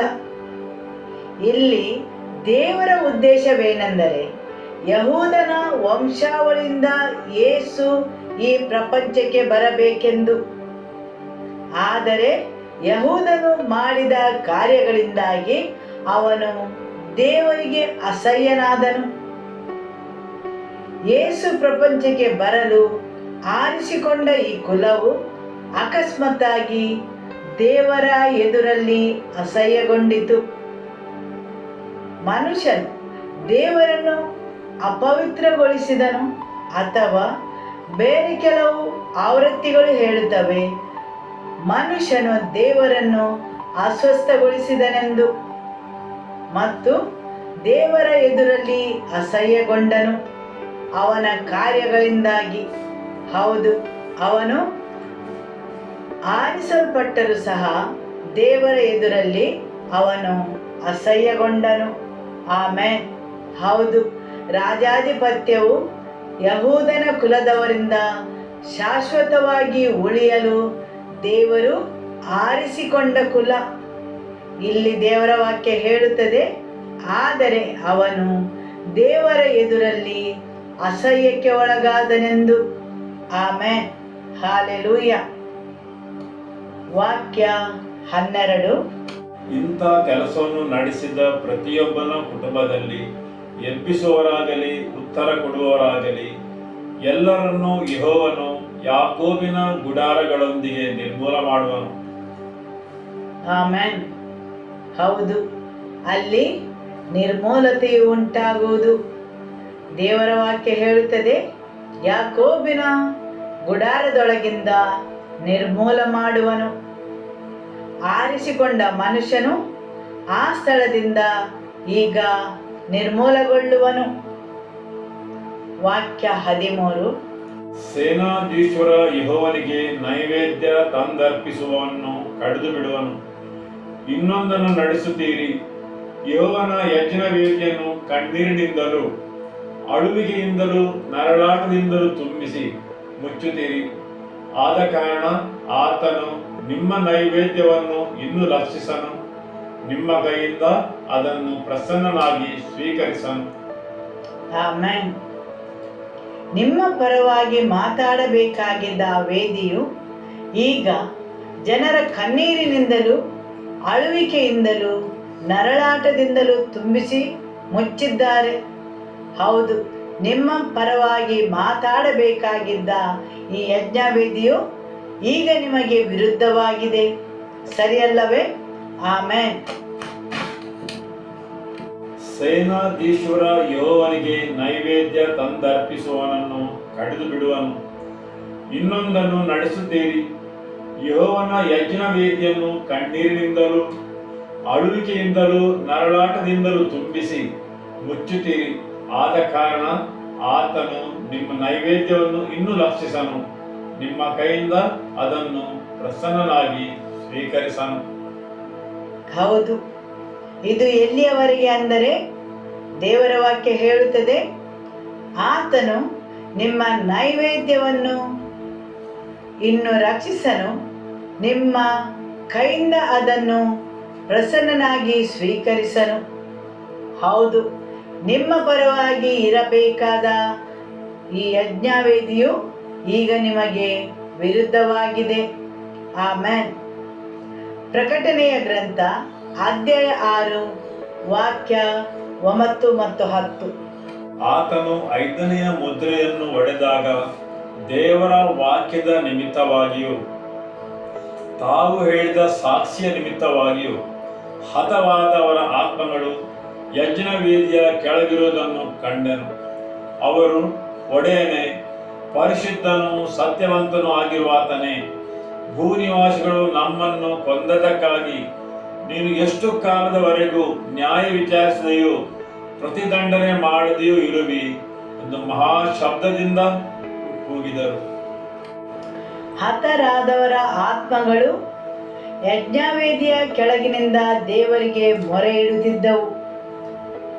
ಅವರು ಏನನ್ನು ಬೇಡಿಕೊಳ್ಳುತ್ತಿದ್ದರು? ದಯೆಯನ್ನೇ ಅಲ್ಲ, ಅವರು ಪ್ರತೀಕಾರವನ್ನು ಬೇಡಿಕೊಳ್ಳುತ್ತಿದ್ದರು. ಅವರು ತೀರ್ಪನ್ನು ಬೇಡುತ್ತಿದ್ದರು. ಹೌದು, ಯಜ್ಞವೇದಿಗಳು ನಿಮ್ಮ ಪರವಾಗಿ ದಯೆಯನ್ನು ಬೇಡಿಕೊಳ್ಳಬಹುದು ಅಥವಾ ನಿಮ್ಮ ಪರವಾಗಿ ಪ್ರತೀಕಾರವನ್ನು ಕೇಳಿಕೊಳ್ಳಬಹುದು. ದೇವರ ಯಜ್ಞವೇದಿ ಸಹ ಹೌದಲ್ಲವೇ? ಆಮೆನ್. ಹೌದು, ನಿಮ್ಮ ಯಜ್ಞವೇದಿಯು ಹೇಗೆ ಮತ್ತು ಏನನ್ನು ಮಾತಾಡುತ್ತದೆ? ನಿಮ್ಮ ಯಜ್ಞವೇದಿಯು ಎಷ್ಟು ಬಲಿಷ್ಠವಾಗಿದೆ?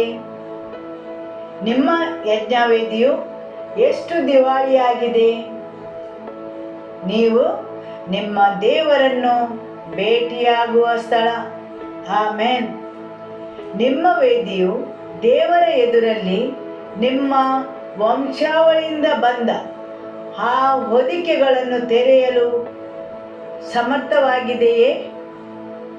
ನಿಮ್ಮ ಪರಿಚಿತವಾದ ವೇದಿಗಳು, ನಿಮ್ಮ ವಿರುದ್ಧವಾಗಿ ಮಾತಾಡುವ ವೇದಿಗಳು ಮತ್ತು ನಿಮ್ಮ ವಿರುದ್ಧವಾಗಿ ಹೋರಾಡುವ ಆ ಪ್ರಾದೇಶಿಕ ವೇದಿಗಳು.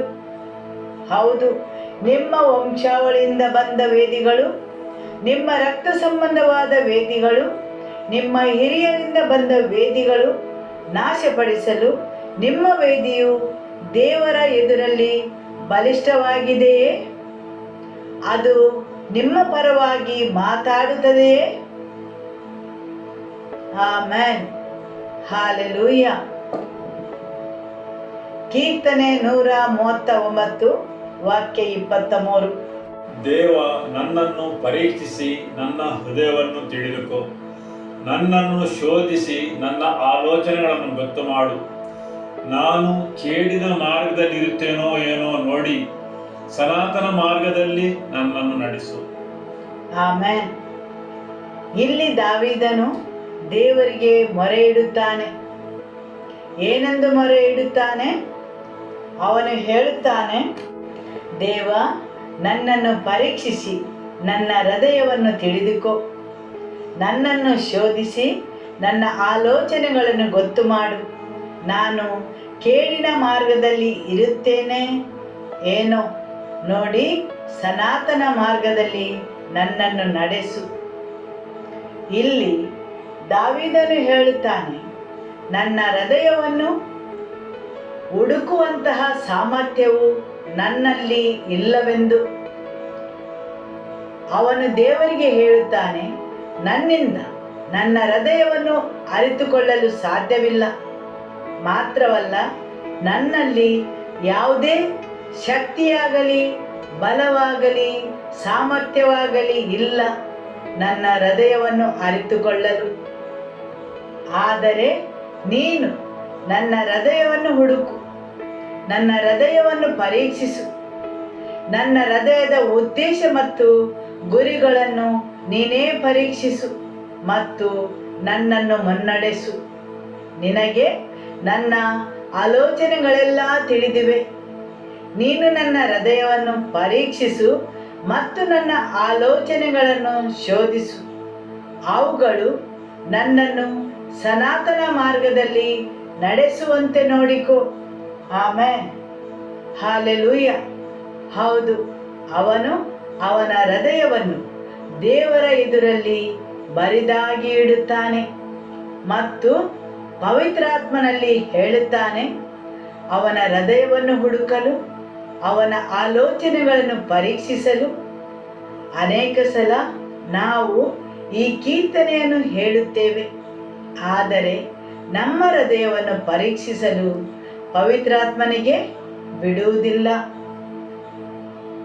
ಈ ಒಂದು ಸ್ಥಳವನ್ನು ಮಾತ್ರ ನೀನು ಪರೀಕ್ಷಿಸು, ಇಲ್ಲಿಗೆ ಬರಬೇಡ, ಇದನ್ನು ಮುಟ್ಟಬೇಡ ಎಂದು ಹೇಳುತ್ತೇವೆ. ನಾವು ಪವಿತ್ರಾತ್ಮನನ್ನು ನಿಗ್ರಹಿಸುತ್ತೇವೆ. ಆದರೆ ದಾವೀದನು ಹೇಳುತ್ತಾನೆ, ನೀನು ನನ್ನ ಹೃದಯವನ್ನು ಪರೀಕ್ಷಿಸು, ನನ್ನ ಆಲೋಚನೆಗಳನ್ನು ಶೋಧಿಸು ಮತ್ತು ನನ್ನ ಉದ್ದೇಶಗಳನ್ನು ಗುರಿಗಳನ್ನು ನೋಡಿಕೊಂಡು ಅವುಗಳನ್ನು ನನ್ನ ಹೃದಯದೊಳಗಿಂದ ಹೊರಗೆತ. ಆದರೆ ಖಂಡಿತವಾಗಿಯೂ ಖಚಿತಪಡಿಸಿಕೋ, ನೀನು ನನ್ನನ್ನು ಸನಾತನ ಮಾರ್ಗದಲ್ಲಿ ನಡೆಸುವಂತೆ. ಆಮೆನ್. ಅರಸನಾದ ದಾವೀದನಿಗೆ ಬೇರೆ ಯಾವುದೇ ವಿಷಯದ ಬಗ್ಗೆ ಚಿಂತೆ ಇಲ್ಲ. ಆದರೆ ಅವನು ಹೇಳುತ್ತಾನೆ, ನನ್ನ ಮಾರ್ಗವು ಸನಾತನ ಮಾರ್ಗ, ನಿತ್ಯ ಕಾಲಕ್ಕೂ ನಡೆಸುವ ಮಾರ್ಗವಾದರೆ ಸಾಕು ಎಂದು ಹೇಳುತ್ತಾನೆ. ಸರಿಯಲ್ಲವೇ? ಆಮೆನ್. ನಮ್ಮ ಸ್ವಾಭಾವಿಕವಾದ ಹೃದಯದಲ್ಲಿ ಎಷ್ಟು ಕೋಣೆಗಳಿವೆ? 4 ಕೋಣೆಗಳಿವೆ. ಮಾತ್ರವಲ್ಲ, ನಮ್ಮ ಸ್ವಾಭಾವಿಕವಾದ ಹೃದಯದಲ್ಲಿ ಅನೇಕ ಗುಪ್ತವಾದ ಕೊಠಡಿಗಳಿವೆ. ಹೊರಗಿನಿಂದ ನೋಡುವುದಕ್ಕಿಂತ ಜಾಸ್ತಿಯಾದ ಕೊಠಡಿಗಳಿವೆ. ನಾನು ನಮ್ಮ ಶರೀರದಲ್ಲಿರುವ ಹೃದಯದ ಬಗ್ಗೆ ಮಾತಾಡುವುದು. ಅದರೊಳಗೆ ಅನೇಕ ಕೊಠಡಿಗಳಿವೆ. ಅದರೊಳಗೆ ಶುದ್ಧವಾದ ರಕ್ತಕ್ಕೂ ಅಶುದ್ಧವಾದ ರಕ್ತಕ್ಕೂ ಬೇರೆ ಬೇರೆಯಾದ ಸ್ಥಳವಿದೆ. ಹೌದು, ನಮ್ಮ ಶರೀರದೊಳಗಿರುವ ಹೃದಯದೊಳಗೆ ಅನೇಕ ಕೊಠಡಿಗಳಿವೆ. ಅದೇ ರೀತಿ ನಮ್ಮ ಆತ್ಮಿಕ ಹೃದಯ. ಜ್ಞಾನೋಕ್ತಿಗಳು ಅಧ್ಯಾಯ 20 ವಾಕ್ಯ 27. ಮನುಷ್ಯನ ಆತ್ಮವು ಯೆಹೋವನ ದೀಪವಾಗಿದೆ, ಅದು ಅಂತರಂಗವನ್ನೆಲ್ಲ ಶೋಧಿಸುತ್ತದೆ. ಇಲ್ಲಿ ದೇವರ ವಾಕ್ಯ ಹೇಳುತ್ತದೆ, ಮನುಷ್ಯನ ಆತ್ಮವು ಯೆಹೋವನ ದೀಪವಾಗಿದೆ, ಅದು ಅಂತರಂಗವನ್ನೆಲ್ಲ ಶೋಧಿಸುತ್ತದೆ. ಹೌದು, ಇಲ್ಲಿ ದೇವರ ವಾಕ್ಯ ಹೇಳುತ್ತದೆ, ಮನುಷ್ಯನ ಹೃದಯದೊಳಗೆ ಒಂದು ಅಂತರಂಗವಿದೆ ಎಂದು. ಅದು ನಮ್ಮ ಹೃದಯದಲ್ಲಿ, ಹೌದು, ನಮ್ಮ ಹೃದಯದಲ್ಲಿ ಆಳಗಳಿವೆ. ಇನ್ನೊಂದು ಆವೃತ್ತಿಯಲ್ಲಿ ದೇವರ ವಾಕ್ಯ ಹೇಳುತ್ತದೆ, ದೇವರ ಬೆಳಕು ಮನುಷ್ಯನ ಹೃದಯವನ್ನು ಭೇದಿಸುತ್ತದೆ ಮತ್ತು ಅದರೊಳಗಿರುವ ಎಲ್ಲ ಅಡಗಿರುವ ಉದ್ದೇಶಗಳನ್ನು ಹೊರತರುತ್ತದೆ. ಮತ್ತೊಂದು ಆವೃತ್ತಿ ಹೇಳುತ್ತದೆ, ಮನುಷ್ಯನ ಆತ್ಮವು ಯೆಹೋವನ ದೀಪವಾಗಿದೆ ಮತ್ತು ಆತನೊಳಗಿರುವ ಎಲ್ಲ ವಿಷಯಗಳಲ್ಲಿ ಬೆಳಕನ್ನು ಚೆಲ್ಲುತ್ತದೆ. ದೇವರು ಮನುಷ್ಯನ ಆತ್ಮವನ್ನು, ಮನುಷ್ಯನ ಹೃದಯವನ್ನು ಹುಡುಕಲು ಉಪಯೋಗಿಸುತ್ತಾನೆ. ಆಮೆನ್. ಹೌದು, ಮನುಷ್ಯನ ಪ್ರಾಣ ಮತ್ತು ಹೃದಯವನ್ನು ಹುಡುಕಲು ದೇವರು ಮನುಷ್ಯನ ಆತ್ಮವನ್ನು ಉಪಯೋಗಿಸುತ್ತಾನೆ. ಹಾಲೆಲೂಯ. ದೇವರ ವಾಕ್ಯ ಹೇಳುತ್ತದೆ, ಮನುಷ್ಯನ ಆತ್ಮವು ಒಂದು ಬೆಳಕಾಗಿ ದೇವರು ಉಪಯೋಗಿಸುತ್ತಾರೆಂದು. ಹೌದು, ದೇವರು ಮನುಷ್ಯನ ಆತ್ಮವನ್ನು ಒಂದು ದೀವಾಟಿಗೆ ಆಗಿ ಉಪಯೋಗಿಸುತ್ತಾನೆ. ಹೌದು, ಒಂದು ಮೇಣದ ಬತ್ತಿಯಂತೆ ದೇವರು ಮನುಷ್ಯನ ಆತ್ಮವನ್ನು ಉಪಯೋಗಿಸುತ್ತಾರೆ ಅವನ ಹೃದಯವನ್ನು ಹುಡುಕಲು. ಅಮೆರಿಕನ್ ಸ್ಟ್ಯಾಂಡರ್ಡ್ ಬೈಬಲ್ನಲ್ಲಿ ದೇವರ ವಾಕ್ಯ ಹೇಳುತ್ತದೆ, ದೇವರು ಮನುಷ್ಯನ ಆತ್ಮವನ್ನು ಅವನ ಆಂತರ್ಯವನ್ನು ಹುಡುಕಲು ಉಪಯೋಗಿಸ್ತಾನೆ ಎಂದು. ಆಮೆನ್. ಬೇರೊಂದು ಆವೃತ್ತಿಯು ಹೇಳುತ್ತದೆ, ನಮ್ಮ ಆಂತರ್ಯದಲ್ಲಿರುವ ಯೋಚನೆಗಳು ದೇವರಿಂದ ಬಂದುದವಾಗಿದ್ದು ದೇವರು ಅದನ್ನು ನಮ್ಮ ಹೃದಯವನ್ನು ಹುಡುಕಲು ಉಪಯೋಗಿಸುತ್ತಾರೆಂದು. ಹೌದು, ನಮ್ಮ ಆಂತರ್ಯದ ಯೋಚನೆಗಳು ದೇವರ ದೀಪವಾಗಿದ್ದು ಅವುಗಳು ನಮ್ಮ ಹೃದಯವನ್ನು ಹುಡುಕುತ್ತವೆ. ಆಮೆನ್. ಸರಿಯಲ್ಲವೇ? ಹೌದು, ಹೌದು, ನಮ್ಮ ಆತ್ಮವು ದೇವರ ಬೆಳಕಾಗಿ ಅದು ನಮ್ಮ ಹೃದಯದ ಆಂತರ್ಯವನ್ನು ಹುಡುಕುತ್ತದೆ. ಕೆಲವೊಂದು ವಿಷಯಗಳು ನಾವು ಹೊರಗಿಂದ ನೋಡಿದ ಹಾಗೆ ಇರುವುದಿಲ್ಲ. ನೀವು ಕಲ್ಲಂಗಡಿ ಹಣ್ಣನ್ನು ನೋಡಿ, ಅದು ಹೊರಗಿನಿಂದ ನೋಡಲು ಹಸುರಾಗಿದ್ದರೂ ಕತ್ತರಿಸಿದಾಗ ಒಳಗಡೆ ಕೆಂಪಾಗಿದೆ. ಕೀವಿ ಹಣ್ಣನ್ನು ನೋಡಿ, ಅದು ಹೊರಗಿನಿಂದ ಕಂದು ಬಣ್ಣದ ಆಗಿದ್ದು ಕತ್ತರಿಸಿದಾಗ ಒಳಗೆ ಹಸಿರು ಬಣ್ಣದಾಗಿದೆ. ಸೇಬು ಹಣ್ಣನ್ನು ನೋಡಿ, ಅದು ಹೊರಗಿನಿಂದ ಕೆಂಪು ಬಣ್ಣದ್ದಾಗಿದ್ದು ಕತ್ತರಿಸಿದಾಗ ಅದು ಒಳಗೆ ಬಿಳಿ ಅಥವಾ ನಸು ಹಳದಿ ಬಣ್ಣದಾಗಿದೆ. ಸರಿಯಲ್ಲವೇ? ಆದರೆ ಈ ಎಲ್ಲ ಹಣ್ಣುಗಳನ್ನು ಕತ್ತರಿಸಲು ಏನನ್ನು ಉಪಯೋಗಿಸುತ್ತಾರೆ? ಚೂರಿಯನ್ನು ಉಪಯೋಗಿಸುತ್ತಾರೆ. ಇಬ್ರಿಯರಿಗೆ ಬರೆದ ಪತ್ರದಲ್ಲಿ ದೇವರ ವಾಕ್ಯ ಹೇಳುತ್ತದೆ, ಅಧ್ಯಾಯ 4 ವಾಕ್ಯ 12ರಲ್ಲಿ, ದೇವರ ವಾಕ್ಯವು ಸಜೀವವಾದದ್ದು, ಕಾರ್ಯಸಾಧಕವಾದದ್ದು, ಯಾವ ಇಬ್ಬಾಯಿ ಕತ್ತಿಗಿಂತಲೂ ಹದವಾದದ್ದು, ಪ್ರಾಣ ಆತ್ಮಗಳನ್ನು ಕೀಲು ಮಜ್ಜೆಗಳನ್ನು ವಿಭಾಗಿಸುವಷ್ಟು ಮಟ್ಟಿಗೂ ತೂರಿ ಹೋಗುವಂಥದ್ದು, ಹೃದಯದ ಆಲೋಚನೆಗಳನ್ನು ಉದ್ದೇಶಗಳನ್ನು ವಿವೇಚಿಸುವಂಥದ್ದು ಆಗಿದೆ. ಪವಿತ್ರಾತ್ಮನು ಮನುಷ್ಯನ ಆತ್ಮವನ್ನು ಉಪಯೋಗಿಸಿ ಅವನ ಹೃದಯ ಮತ್ತು ಹೃದಯದ ಆಳದಲ್ಲಿರುವ ಎಲ್ಲ ವಿಷಯಗಳನ್ನು ಪರೀಕ್ಷಿಸಿ ನೋಡುತ್ತದೆ. ನಿಮ್ಮ ಹೃದಯವು ಅನೇಕ ಅಂತರಂಗವನ್ನು ಹೊಂದಿಕೊಂಡಿದೆ ಅಥವಾ ಅನೇಕ ಒಳಕೊಠಡಿಗಳನ್ನು ಹೊಂದಿದೆ. ನಿಮ್ಮ ನೆರೆಯವರನ್ನು ನೋಡಿ ಹೇಳಿ, ನಿಮ್ಮ ಹೃದಯದಲ್ಲಿ ಅಂತರಾಳಗಳಿವೆ. ಆದುದರಿಂದ ಹೇಳುತ್ತಾರೆ, ಬೇರೆ ಎಲ್ಲದಕ್ಕಿಂತ ನಿಮ್ಮ ಹೃದಯವು ಅತಿ ಮೋಸವುಳ್ಳದಾಗಿದೆ. ಹೌದು, ನಿಮ್ಮ ಹೃದಯದ ಆಳವನ್ನು ನೀವಾಗಿ ನೋಡಲು ಸಾಧ್ಯವಿಲ್ಲ.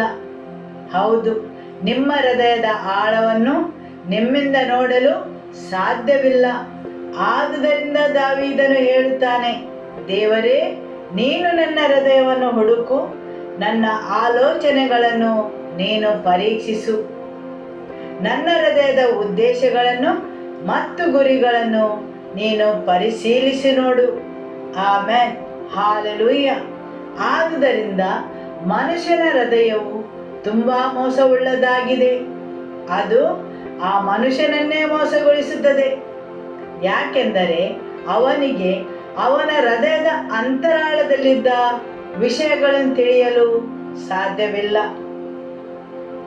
ಅವನ ಸ್ವಂತ ಹೃದಯವನ್ನು ಮತ್ತು ಅದರ ಅಂತರಾಳವನ್ನು ನೋಡಬೇಕಾದರೆ ಅವನಿಗೆ ಪವಿತ್ರಾತ್ಮನ ಬೆಳಕಿನ ಅಗತ್ಯವಿದೆ.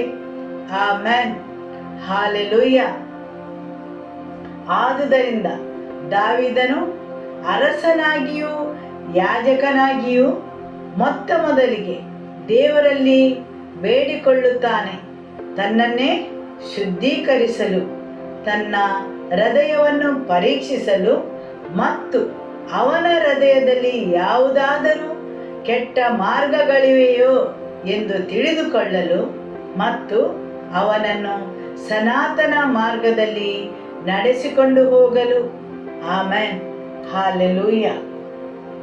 ದಾವೀದನು ಒಬ್ಬ ಅರಸನೂ ಯಾಜಕನೂ ಆಗಿದ್ದಾನೆ.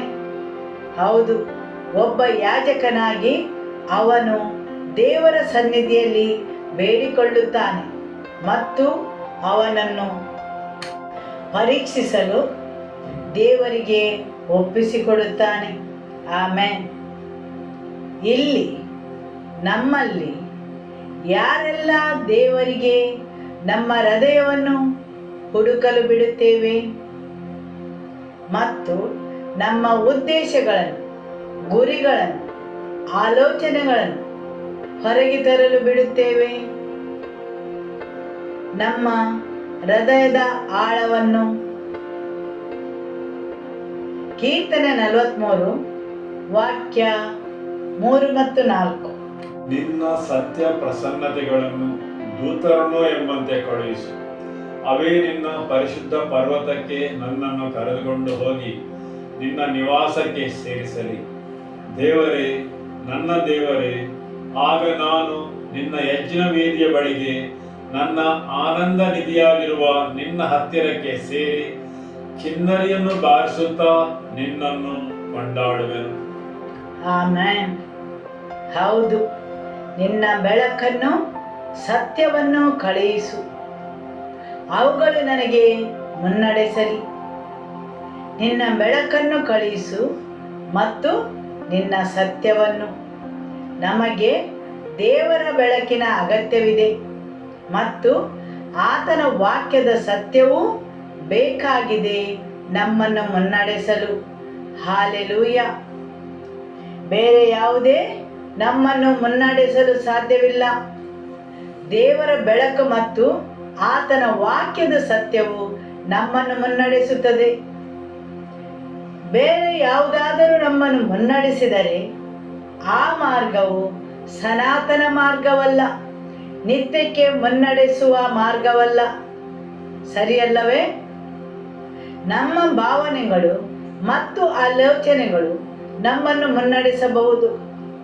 ಹಾಗೆ ಅನೇಕ ವಿಷಯಗಳು ನಮ್ಮನ್ನು ಮುನ್ನಡೆಸಬಹುದು. ಆದರೆ ದೇವರ ವಾಕ್ಯವು ಹೇಳುತ್ತದೆ, ನಿನ್ನ ಬೆಳಕನ್ನು ಕಳುಹಿಸು. ಅದನ್ನು ಯಾರು ಕಳುಹಿಸಬೇಕು? ದೇವರು ತಾನಾಗಿ ಅದನ್ನು ಕಳುಹಿಸಬೇಕು. ದೇವರು ಆತನ ಬೆಳಕನ್ನು ಕಳುಹಿಸಬೇಕು. ನಿನ್ನ ಬೆಳಕಿನಲ್ಲಿ ನಾವು ಬೆಳಕನ್ನು ಕಂಡೆವು. ಆಮೆನ್. ದೇವರು ಆತನ ಬೆಳಕನ್ನು ಕಳುಹಿಸದಿದ್ದರೆ ನಾವು ಕತ್ತಲೆಯಲ್ಲಿ ಕುಳಿತಿರಬೇಕಾಗುತ್ತದೆ. ಆಮೆನ್. ಹೌದು, ಆತನ ಬೆಳಕನ್ನು ಕಳುಹಿಸದೇ ಇದ್ದರೆ ನಾವು ಕತ್ತಲೆಯಲ್ಲಿ ಕುಳಿತಿರಬೇಕಾಗುತ್ತದೆ. ದಾವೀದನು ಹೇಳುತ್ತಾನೆ, ದೇವರೇ, ನಿನ್ನ ಬೆಳಕನ್ನು ಮತ್ತು ನಿನ್ನ ಸತ್ಯವನ್ನು ಕಳುಹಿಸು, ಮತ್ತು ಅವುಗಳು ನನ್ನನ್ನು ಮುನ್ನಡೆಸಲಿ. ಹೌದು, ಎಲ್ಲಿಗೆ ಮುನ್ನಡೆಸಲಿ? ದೇವರ ಬೆಳಕಿಗೂ ದೇವರ ವಾಕ್ಯಕ್ಕೂ ನೀನಿದ್ದ ಸ್ಥಳದಿಂದ ಇನ್ನೊಂದು ಸ್ಥಳಕ್ಕೆ ನಿನ್ನನ್ನು ವರ್ಗಾಯಿಸಲು ಅವುಗಳಿಗೆ ಬೇಕಾದ ಸಾಮರ್ಥ್ಯವಿದೆ. ಅವನು ಹೇಳುತ್ತಾನೆ, ಅವುಗಳು ನನ್ನನ್ನು ಕರೆತರಲಿ. ಎಲ್ಲಿಗೆ? ನಿನ್ನ ಪರಿಶುದ್ಧ ಪರ್ವತಕ್ಕೆ. ಆಮೆನ್. ಹಾಲೆಲೂಯ. ಹೌದು, ಆದುದರಿಂದ ದೇವರ ಬೆಳಕಿಗೂ ದೇವರ ವಾಕ್ಯಕ್ಕೂ ನೀನಿದ್ದ ಸ್ಥಳದಿಂದ ನಿನ್ನನ್ನು ದೇವರಿದ್ದ ಸ್ಥಳಕ್ಕೆ ವರ್ಗಾಯಿಸಲು ಸಾಮರ್ಥ್ಯವಿದೆ. ನಿನ್ನ ಪರಿಶುದ್ಧ ಪರ್ವತಕ್ಕೆ. ಆಮೆನ್. ಪರ್ವತ ಅಂದರೆ ನೀವು ಅದನ್ನು ಹತ್ತಿಕೊಂಡು ಹೋಗಬೇಕು. ನಿಮ್ಮ ನೆರೆಯವರನ್ನು ನೋಡಿ ಹೇಳಿ, ಪವಿತ್ರ ಪರ್ವತ ಅಂದರೆ ನೀವು ಹತ್ತಿಕೊಂಡು ಹೋಗುವ ಅಗತ್ಯವಿದೆ. ಆಮೆನ್. ನೀವಿದ್ದ ಸ್ಥಳದಿಂದ ನೀವು ಎದ್ದು ದೇವರು ಇರುವ ಸ್ಥಳಕ್ಕೆ ಹತ್ತಿಕೊಂಡು ಹೋಗಬೇಕು. ಅದಕ್ಕಾಗಿ ನಿಮಗೆ ದೇವರ ಬೆಳಕು ಮತ್ತು ಆತನು ಕಳುಹಿಸುವ ವಾಕ್ಯದ ಸತ್ಯದ ಅಗತ್ಯವಿದೆ. ದೇವರು ಕಳುಹಿಸುವ ಬೆಳಕು ಮತ್ತು ಆತನ ವಾಕ್ಯದ ಸತ್ಯವು ಇಲ್ಲದೆ ಇದ್ದರೆ ನೀವು ಅಲ್ಲೇ ಕತ್ತಲೆಯಲ್ಲೇ ಉಳಿಯುತ್ತೀರಿ.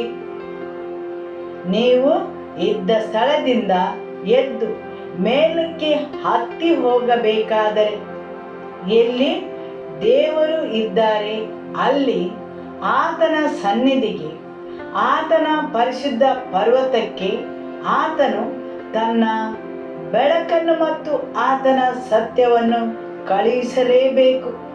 ಆಮೆನ್. ಹಾಲೆಲೂಯ.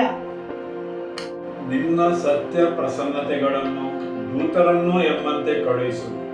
ಅವೇ ನಿನ್ನ ಪರಿಶುದ್ಧ ಪರ್ವತಕ್ಕೆ ನನ್ನನ್ನು ಕರೆದುಕೊಂಡು ಹೋಗಲಿ, ನಿನ್ನ ನಿವಾಸಕ್ಕೆ ಸೇರಿಸಲಿ.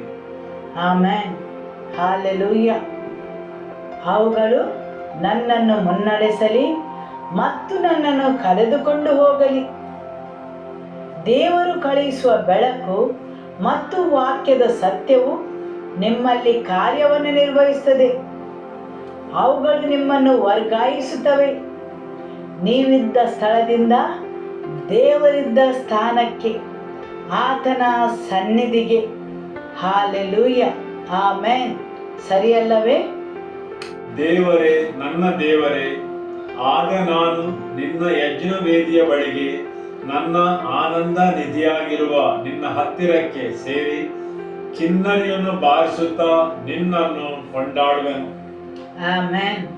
ಹೌದು, ಆತನ ಯಜ್ಞವೇದಿಯ ಬಳಿಗೆ, ಆತನ ಸನ್ನಿಧಿಗೆ. ನೀವು ದೇವರ ಸನ್ನಿಧಾನಕ್ಕೆ ಪ್ರಸನ್ನತೆಗೆ ಬರಬೇಕಾದರೆ ಆತನು ತನ್ನ ಬೆಳಕನ್ನು ಕಳುಹಿಸಬೇಕು. ಆತನು ಆತನ ಸತ್ಯವನ್ನು ಕಳುಹಿಸಬೇಕು. ಹೌದು, ಆತನ ಬೆಳಕು ಮತ್ತು ಆತನ ವಾಕ್ಯದ ಸತ್ಯವು ನಿಮ್ಮನ್ನು ವರ್ಗಾಯಿಸುವುದು. ಆತನ ಪರಿಶುದ್ಧ ಪರ್ವತಕ್ಕೆ ನಿಮ್ಮನ್ನು ರವಾನಿಸುವುದು. ಹಾಲೆಲೂಯ. ಆಮೆನ್. ಎಫೆಸದವರಿಗೆ ಅಧ್ಯಾಯ 5 ವಾಕ್ಯ 8. ನೀವು ಹಿಂದಿನ ಕಾಲದಲ್ಲಿ ಕತ್ತಲೆಯಾಗಿದ್ದೀರಿ, ಆದರೆ ಈಗ ನೀವು ಕ್ರಿಸ್ತನಲ್ಲಿದ್ದು ಬೆಳಕಾಗಿದ್ದೀರಿ. ಬೆಳಕಿನವರಂತೆ ನಡೆದುಕೊಳ್ಳಿರಿ. ಆಮೆನ್. ಹೌದು, ನೀವು ಒಂದು ಕಾಲದಲ್ಲಿ ಕತ್ತಲೆಯಾಗಿದ್ದೀರಿ. ಒಂದು ಕಾಲದಲ್ಲಿ ನಾನು ಮತ್ತು ನೀವು ಸಂಪೂರ್ಣ ಕತ್ತಲೆಯಲ್ಲಿದ್ದೆವು. ಮಾತ್ರವಲ್ಲ, ಕತ್ತಲೆ ಆಗಿದ್ದೆವು. ಕತ್ತಲೆಯಲ್ಲಿ ಮತ್ತು ಕತ್ತಲೆಯನ್ನು ಸುತ್ತುವರಿದುಕೊಂಡಿದ್ದೆವು. ದೇವರ ವಾಕ್ಯ ಹೇಳುತ್ತದೆ, ನೀವು ಒಂದು ಕಾಲದಲ್ಲಿ ಕತ್ತಲೆಯಾಗಿದ್ದೀರಿ. ನಿಮ್ಮ ಒಳಗೆ ಕತ್ತಲೆಯಿಂದ ತುಂಬಿಕೊಂಡಿದ್ದೀರಿ. ಆದರೆ ಈಗ ನೀವು ಕ್ರಿಸ್ತನಲ್ಲಿದ್ದು ದೇವರ ಬೆಳಕಾಗಿದ್ದೀರಿ. ಆಮೆನ್. ಯೆಹೋವನ ಅಧ್ಯಾಯ 8 ವಾಕ್ಯ 12. ಯೇಸು ತಿರುಗಿ ಅವರ ಸಂಗಡ ಮಾತಾಡಲಾರಂಭಿಸಿ, ನಾನೇ ಲೋಕಕ್ಕೆ ಬೆಳಕು.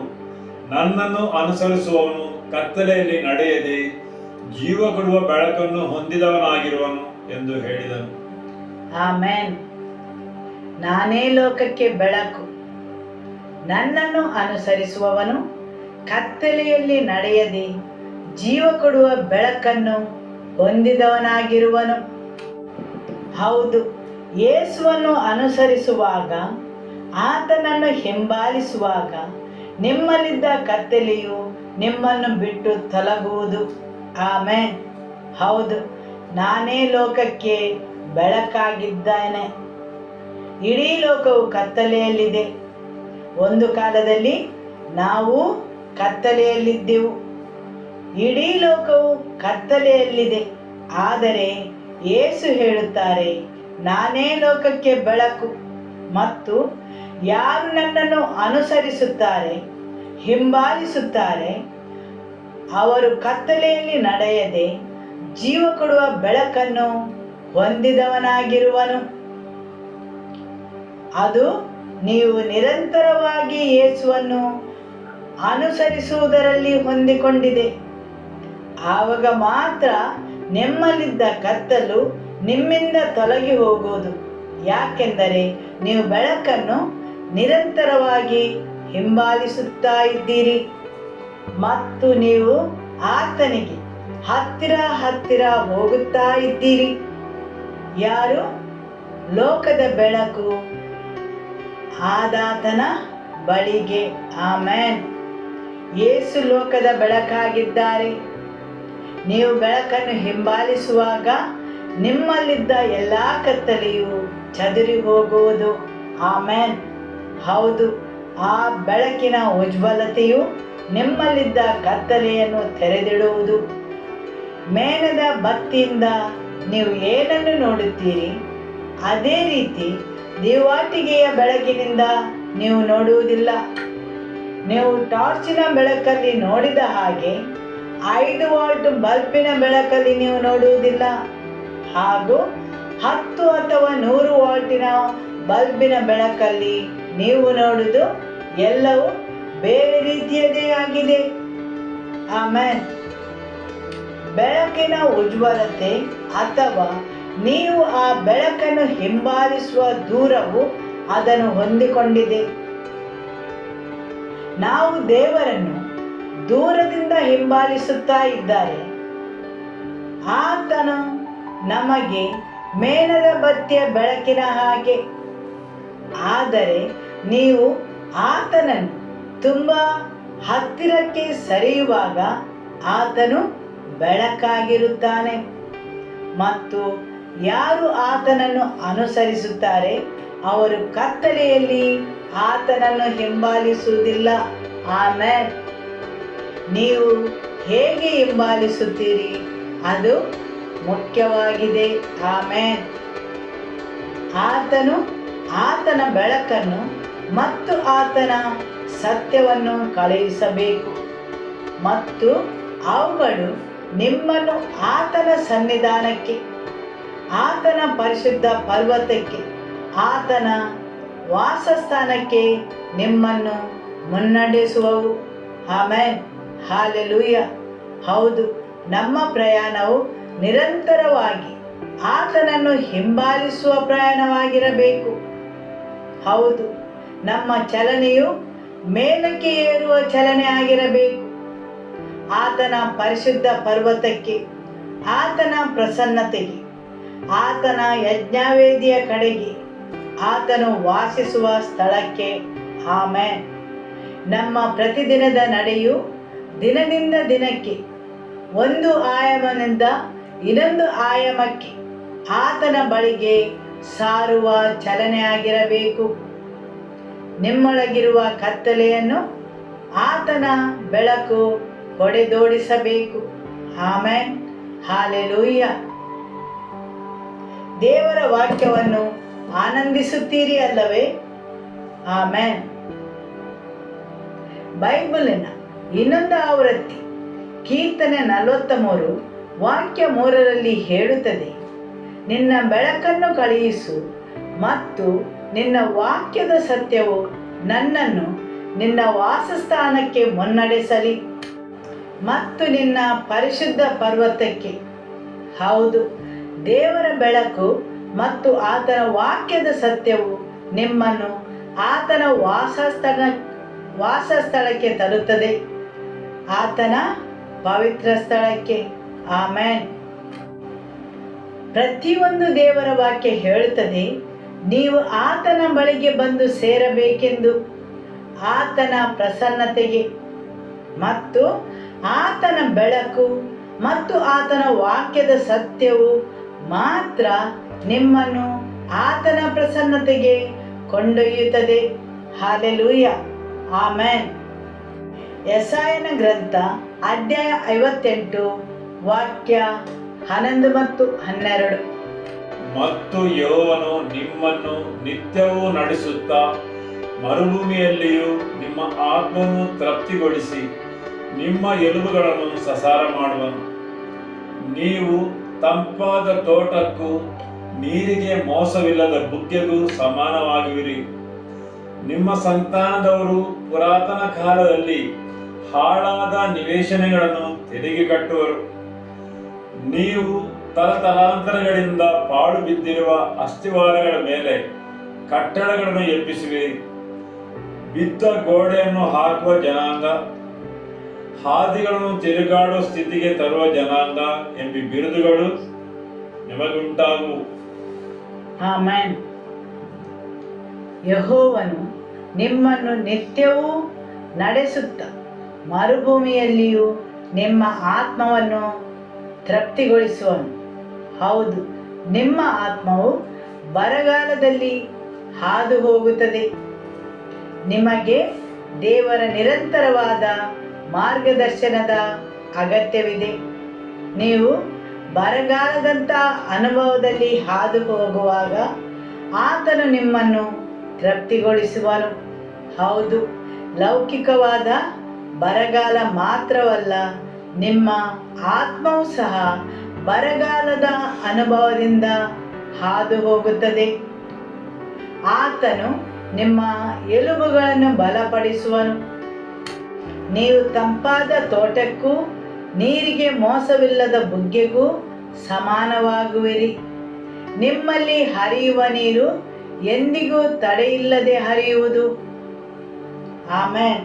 ಮತ್ತು ಯೆಹೋವನು ನಿಮ್ಮನ್ನು ನಿತ್ಯವೂ ನಡೆಸುತ್ತಾ ಮರುಭೂಮಿಯಲ್ಲಿಯೂ ನಿಮ್ಮ ಆತ್ಮವನ್ನು ತೃಪ್ತಿಗೊಳಿಸಿ ನಿಮ್ಮ ಎಲುಬುಗಳನ್ನು ಸಸಾರ ಮಾಡುವನು. ನೀವು ತಂಪಾದ ತೋಟಕ್ಕೂ ನೀರಿಗೆ ಮೋಸವಿಲ್ಲದ ಬುಗ್ಗೆಗೂ ಸಮಾನರಾಗುವಿರಿ. ಆಮೆನ್. ನಿಮ್ಮೊಳಗೆ ಹರಿಯುವ ಆ ನೀರಿನ ಬುಗ್ಗೆಯು ನೀವು ಮರುಭೂಮಿಯಲ್ಲಿ ಹಾದು ಹೋಗುವಾಗ ಅದು ನಿಮ್ಮನ್ನು ಕಾಪಾಡುತ್ತದೆ. ನಿಮ್ಮಲ್ಲಿರುವ ಆ ನೀರಿನ ಬುಗ್ಗೆಯು ಎಂದಿಗೂ ವಿಫಲವಾಗುವುದಿಲ್ಲ, ಸೋತು ಹೋಗುವುದಿಲ್ಲ. ಅದು ನಿಮ್ಮನ್ನು ಉತ್ಸಾಹಗೊಳಿಸುತ್ತದೆ. ಹೇಗೆ ಲೌಕಿಕವಾದ ಭೂಮಿಯು ನೀರಿನಿಂದ ಉತ್ಸಾಹಗೊಳ್ಳುತ್ತದೆ. ನಿಮ್ಮನ್ನು ಯಾವುದರಿಂದ ಸೃಷ್ಟಿಸಿದ್ದಾರೆ? ಭೂಮಿಯ ಧೂಳಿನಿಂದ, ಸರಿಯಲ್ಲವೇ? ಹೌದು. ಭೂಮಿಗೆ ಅದನ್ನು ಪೋಷಿಸಲು ನೀರಿನ ಅಗತ್ಯವಿದೆ. ಅದೇ ರೀತಿ ನಿಮ್ಮೊಳಗಿನ ನಿಮ್ಮ ಆತ್ಮವನ್ನು ಪೋಷಿಸಲು ನಿಮಗೂ ದೇವರ ಪ್ರಸನ್ನತೆಯಿಂದ ಹರಿದು ಬರುವ ನೀರಿನ ಅಗತ್ಯವಿದೆ ಮತ್ತು ನಿಮ್ಮೊಳಗಿರುವ ಆ ಬರಗಾಲವನ್ನು ನಿವಾರಿಸಲು. ಆಮೆನ್. ಹಾಲೆಲೂಯ. ವಾಕ್ಯ 8 ಓದುವ. ಇದನ್ನು ಆಚರಿಸುವಾಗ ನಿಮಗೆ ಬೆಳಕು ಉದಯದಂತೆ ಭೇದಿಸಿಕೊಂಡು ಬರುವುದು, ನಿಮ್ಮ ಕ್ಷೇಮವು ಬೇಗನೆ ವಿಕಸಿಸುವುದು, ನಿಮ್ಮ ಧರ್ಮವು ನಿಮಗೆ ಮುಂಬಲವಾಗಿ ಮುಂದುವರಿಯುವುದು, ಯೆಹೋವನ ಮಹಿಮೆಯು ನಿಮಗೆ ಹಿಂಬಲವಾಗಿರುವುದು. ಆಮೆನ್. ಹೌದು, ದೇವರ ವಾಕ್ಯ ಏನನ್ನು ಹೇಳುತ್ತದೆ? ಅಲ್ಲೊಂದು ಷರತ್ತು ಇದೆ, ಸರಿಯಲ್ಲವೇ? ನಿಮ್ಮ ಬೆಳಕು ಉದಯದ ಬೆಳಕಿನಂತೆ ಭೇದಿಸಿಕೊಂಡು ಬರುವುದು, ನಿಮ್ಮ ಕ್ಷೇಮವು ಬೇಗನೆ ವಿಕಸಿಸುವುದು, ನಿಮ್ಮ ಧರ್ಮವು ನಿಮಗೆ ಮುಂಬಲವಾಗಿ ಮುಂದುವರಿಯುವುದು. ಹೌದು, ಕೆಲವೊಂದು ಜನರಲ್ಲಿ ಅವರ ಕ್ಷೇಮವು ಬೇಗನೆ ವಿಕಸಿಸುವುದು ಅಥವಾ ಬರುವುದು. ಕೆಲವರ ಜೀವನದಲ್ಲಿ ಬೆಳಕು ಉದಯದ ಬೆಳಕಿನಂತೆ ಭೇದಿಸಿಕೊಂಡು ಬರುವುದು. ಕೆಲವೊಂದು ಕ್ಷೇಮವು ಗುಣಹೊಂದುವಿಕೆಯು ಸಾವಕಾಶವಾಗಿ ಬರುವುದು ಮತ್ತು ಇನ್ನು ಕೆಲವು ಕ್ಷೇಮವು ಗುಣಹೊಂದುವಿಕೆಯು ಬಹುಬೇಗನೆ ಬರುವುದು, ಸರಿಯಲ್ಲವೇ? ಆಮೆನ್. ಹೌದು, ಕೆಲವೊಂದು ಜನರಲ್ಲಿ ಅವರ ಕ್ಷೇಮವು ಬಹುಬೇಗನೆ ಬರುವುದು, ಕೆಲವೊಂದು ಕ್ಷೇಮವು ಅಥವಾ ರೋಗದ ಸೌಖ್ಯವು ತನ್ನದೇ ಸಮಯವನ್ನು ತೆಗೆದುಕೊಂಡು ಮೆಲ್ಲಗೆ ಬರುವುದು. ಇಲ್ಲಿ ದೇವರ ವಾಕ್ಯವು ಕೇಳುತ್ತದೆ, ಯಾಕೆ ನಿಮ್ಮ ಬೆಳಕು ಉದಯದ ಬೆಳಕಿನಂತೆ ಭೇದಿಸಿ ಬರುವುದು? ದೇವರ ವಾಕ್ಯವು ಹೇಳುತ್ತದೆ, ನೀವು ಯಾವ ಕತ್ತಲೆಯಲ್ಲಿಯೂ ಕುಳಿತುಕೊಂಡಿದ್ದರೂ ಸಹ ನಿಮ್ಮ ಬೆಳಕು ಉದಯದ ಬೆಳಕಿನಂತೆ ಭೇದಿಸಿಕೊಂಡು ಬರುವುದು. ಯೆಹೋವನ ಮಹಿಮೆಯು ನಿಮಗೆ ಹಿಂಬಲವಾಗಿರುವುದು. ವಾಕ್ಯವನ್ನು ಮುಂದುವರಿಸುವ. ಆಗ ನೀವು ಕೂಗಿದರೆ ಯೆಹೋವನು ಉತ್ತರ ಕೊಡುವನು, ಮೊರೆಯಿಟ್ಟು ಕರೆದರೆ ಇಗೋ ಇದ್ದೇನೆ ಅನ್ನುವನು. ನೀವು ನಿಮ್ಮ ಮಧ್ಯದೊಳಗಿಂದ ನೊಗವನ್ನು, ಬೆರಳ ಸನ್ನೆಯನ್ನು, ಕೆಡುಕಿನ ನುಡಿಯನ್ನು ಹೋಗಲಾಡಿಸಿ, ನಿಮಗೆ ಪ್ರಿಯವಾದದನ್ನು ಹಸಿದವರಿಗೆ ಒದಗಿಸಿ, ಕುಗ್ಗಿದವರ ಆಸೆಯನ್ನು ನೆರವೇರಿಸಿದರೆ ಆಗ ನಿಮಗೆ ಕತ್ತಲಲ್ಲಿ ಬೆಳಕು ಉದಯಿಸುವುದು, ನಿಮ್ಮ ಅಂಧಕಾರವು ಪರಿಹಾರವಾಗಿ ಮಧ್ಯಾಹ್ನವಾಗುವುದು. ಆಮೆನ್. ಹೌದು, ಆಗ ನೀವು ಕೂಗಿದರೆ ಯೆಹೋವನು ಉತ್ತರ ಕೊಡುವನು, ಮೊರೆಯಿಟ್ಟು ಕರೆದರೆ ಇಗೋ ಇದ್ದೇನೆ ಅನ್ನುವನು. ನಿಮ್ಮ ಕರೆಗೆ ಬೇಗನೆ ಉತ್ತರ ಸಿಗುವುದು, ನಿಮ್ಮ ಕ್ಷೇಮವು ಬಹುಬೇಗನೆ ಬರುವುದು. ನಿಮಗಿಲ್ಲಿ ಮನೆ ಕೆಲಸವನ್ನು ಕೊಡುತ್ತೇನೆ. ಯೆಶಾಯನ ಗ್ರಂಥ ಅಧ್ಯಾಯ 58 ವಾಕ್ಯ 8 ಮೊದಲು ಓದಿಕೊಳ್ಳಿ. ನಂತರ ವಾಕ್ಯ 2ರಿಂದ 7 ಓದಿಕೊಳ್ಳಿ ಮತ್ತು ಆ ವಾಕ್ಯವನ್ನು ಧ್ಯಾನಿಸಿರಿ. ಯಾವಾಗ ದೇವರು ಬೇಗನೆ ನಿಮಗೆ ಉತ್ತರ ನೀಡುತ್ತಾನೆ, ಯಾವಾಗ ನೀವು ಮೊರೆ ಇಡುವಾಗ ಆತನ ಪ್ರಸನ್ನತೆ ಬರುತ್ತದೆ, ಯಾವಾಗ ಆತನು ನಿಮ್ಮ ಬರದಿಂದ ಒಣಗಿದಂತೆ ಇರುವ ಆತ್ಮಕ್ಕೆ ನೀರನ್ನು ಒಯ್ಯುತ್ತಾನೆ. ಹೌದು, ಅದನ್ನು ಧ್ಯಾನಿಸಿರಿ. ಆಮೆನ್. ದೇವರು ಮನುಷ್ಯನ ಶರೀರವನ್ನು ಭೂಮಿಯ ಮಣ್ಣಿನಿಂದ ಸೃಷ್ಟಿಸಿದ್ದಾನೆ. ದೇವರು ಸರ್ಪಕ್ಕೆ ಏನೆಂದು ಆಜ್ಞಾಪಿಸಿದರು? ನೀನು ನಿನ್ನ ಹೊಟ್ಟೆಯನ್ನು ಎಳೆದುಕೊಂಡು ಚಲಿಸಬೇಕು ಮತ್ತು ಭೂಮಿಯ ಧೂಳು ನಿನ್ನ ಆಹಾರವಾಗಿರುವುದು. ದೇವರು ಮನುಷ್ಯನನ್ನು ಯಾವುದರಿಂದ ಸೃಷ್ಟಿಸಿದ್ದಾನೆ? ಧೂಳಿನಿಂದ. ದೇವರು ಸರ್ಪಕ್ಕೆ ಏನೆಂದು ಆಜ್ಞಾಪಿಸಿದರು? ನೀನು ಹೊಟ್ಟೆ ಎಳೆದು ಚಲಿಸಬೇಕು ಮತ್ತು ಧೂಳನ್ನು ತಿನ್ನಬೇಕೆಂದು, ಸರಿಯಲ್ಲವೇ? ಆಮೆನ್. ಈಗ ನಾವು ಓದುವ ಕೊಲೊಸ್ಸೆಯವರಿಗೆ ಬರೆದ ಪತ್ರ ಅಧ್ಯಾಯ 3 ವಾಕ್ಯ 5. ಆದ್ದರಿಂದ ನಿಮ್ಮಲ್ಲಿರುವ ಭೂ ಸಂಬಂಧವಾದ ಭಾವಗಳನ್ನು ಸಾಯಿಸಿರಿ. ಆಮೆನ್. ದೇವರ ವಾಕ್ಯ ಹೇಳುತ್ತದೆ, ನಿಮ್ಮ ಶರೀರ ಭಾವಗಳಿಗೆ ಸಾಯಿರಿ. ನಿಮ್ಮಲ್ಲಿರುವ ಭೂ ಸಂಬಂಧವಾದ ಶರೀರ ಭಾವಗಳನ್ನು ಸಾಯಿಸಿರಿ. ಎಲ್ಲಿಯವರೆಗೆ ಭೂ ಸಂಬಂಧವಾದ ಅಂಶಗಳು ನಿಮ್ಮ ಶರೀರದೊಳಗಿರುತ್ತವೆ, ಅಲ್ಲಿಯವರೆಗೆ ನಿಮ್ಮ ವೈರಿಗೆ ನಿಮ್ಮೊಳಗೆ ತಿನ್ನಲು ವಿಷಯಗಳು ದೊರಕುತ್ತವೆ. ದೇವರ ವಾಕ್ಯ ಹೇಳುತ್ತದೆ, ಭೂ ಸಂಬಂಧವಾದ ವಿಷಯಗಳು ನಿಮ್ಮೊಳಗೆ ಹೊಂಚಿ ಹಾಕಿಕೊಂಡಿರುತ್ತವೆ. ಹೌದು, ದೇವರ ವಾಕ್ಯ ಹೇಳುತ್ತದೆ, ಭೂ ಸಂಬಂಧವಾದ ಶರೀರ ಭಾವಗಳನ್ನು ನಿಮ್ಮೊಳಗೆ ಹೊಂಚಿ ಹಾಕಿಕೊಂಡಿರುವುದನ್ನು ನೀವು ಸಾಯಿಸಿರಿ. ಆದುದರಿಂದ ಭೂ ಸಂಬಂಧವಾದ ವಿಷಯಗಳು ಸಾಮಾನ್ಯ ಮನುಷ್ಯನ ಶರೀರದೊಳಗೆ ಹೊಂಚಿಕೊಂಡಿವೆ. ಮತ್ತು ದೇವರು ಸರ್ಪಕ್ಕೆ ಹೇಳಿದರು, ಭೂಮಿಯ ಧೂಳನ್ನು ನೀನು ತಿನ್ನುವಿ.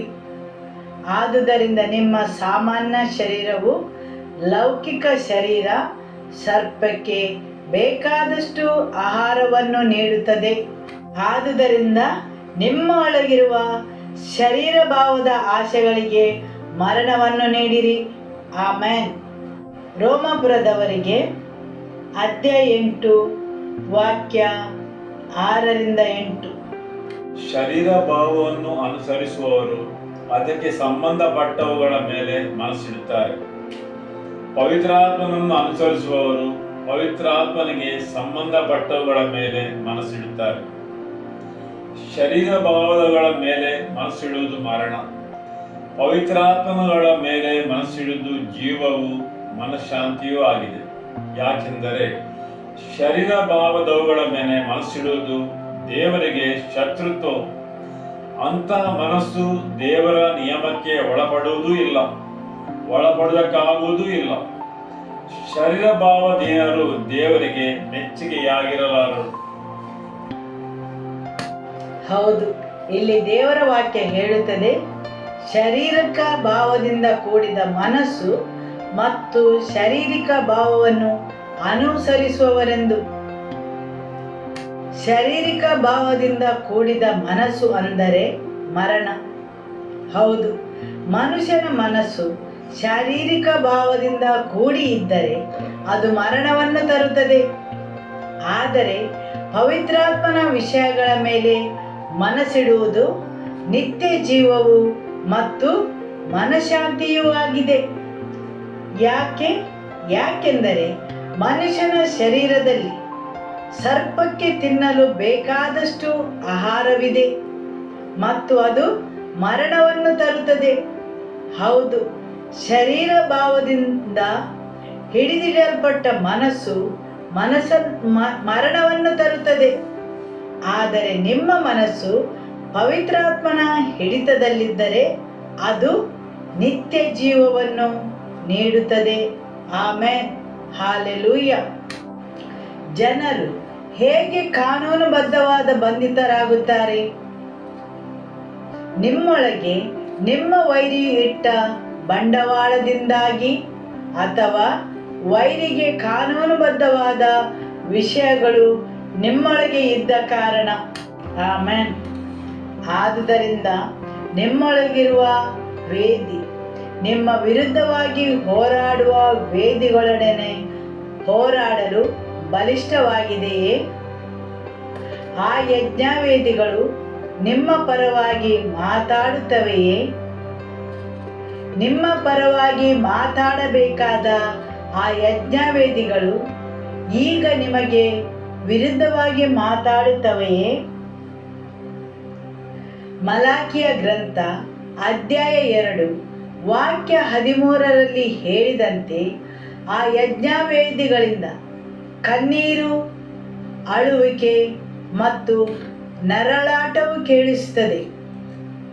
ನಿಮ್ಮ ವಂಶಾವಳಿಯ ಯಜ್ಞವೇದಿಗಳು ನಿಮ್ಮ ವಿರುದ್ಧವಾಗಿ ಮಾತಾಡುತ್ತವೆಯೇ?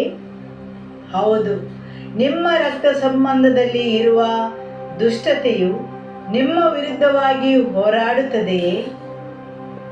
ಹೌದು, ದೇವರ ವೇದಿಯ ಕೆಳಗಿದ್ದ ಹುತಾತ್ಮರ ರಕ್ತವು, ಸಂತರ ಆತ್ಮಗಳು ದೇವರಲ್ಲಿ ಪ್ರತೀಕಾರಗೋಸ್ಕರ ಮೊರೆ ಇಡುತ್ತವೆ.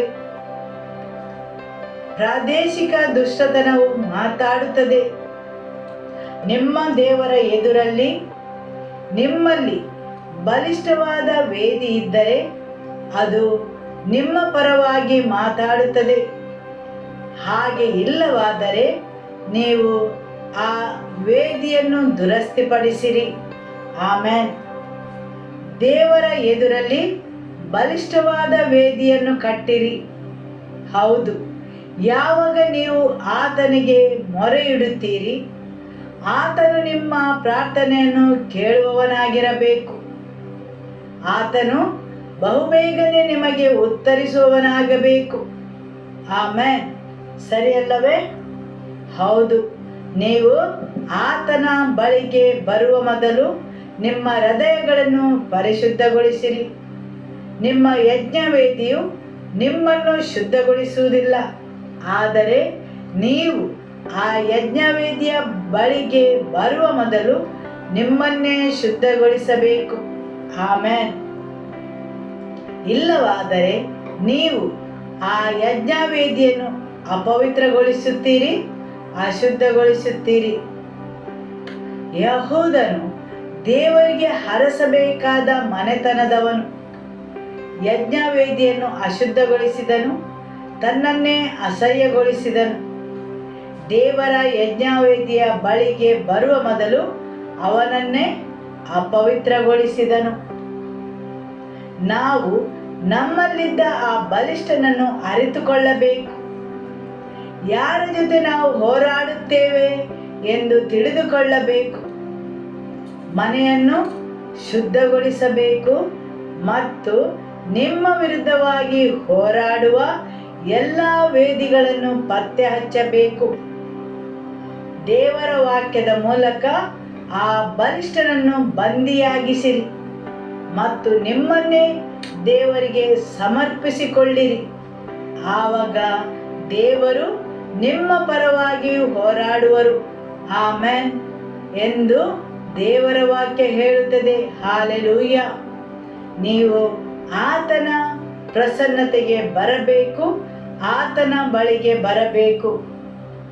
ಎಂತಹ ಬಲಿಷ್ಠನಾದರೂ ಸಹ ಆತನು ನಿಮಗೆ ರಕ್ಷಣೆಯನ್ನು ನೀಡುವನು, ಬಿಡುಗಡೆಯನ್ನು ನೀಡುವನು. ಆಮೆನ್.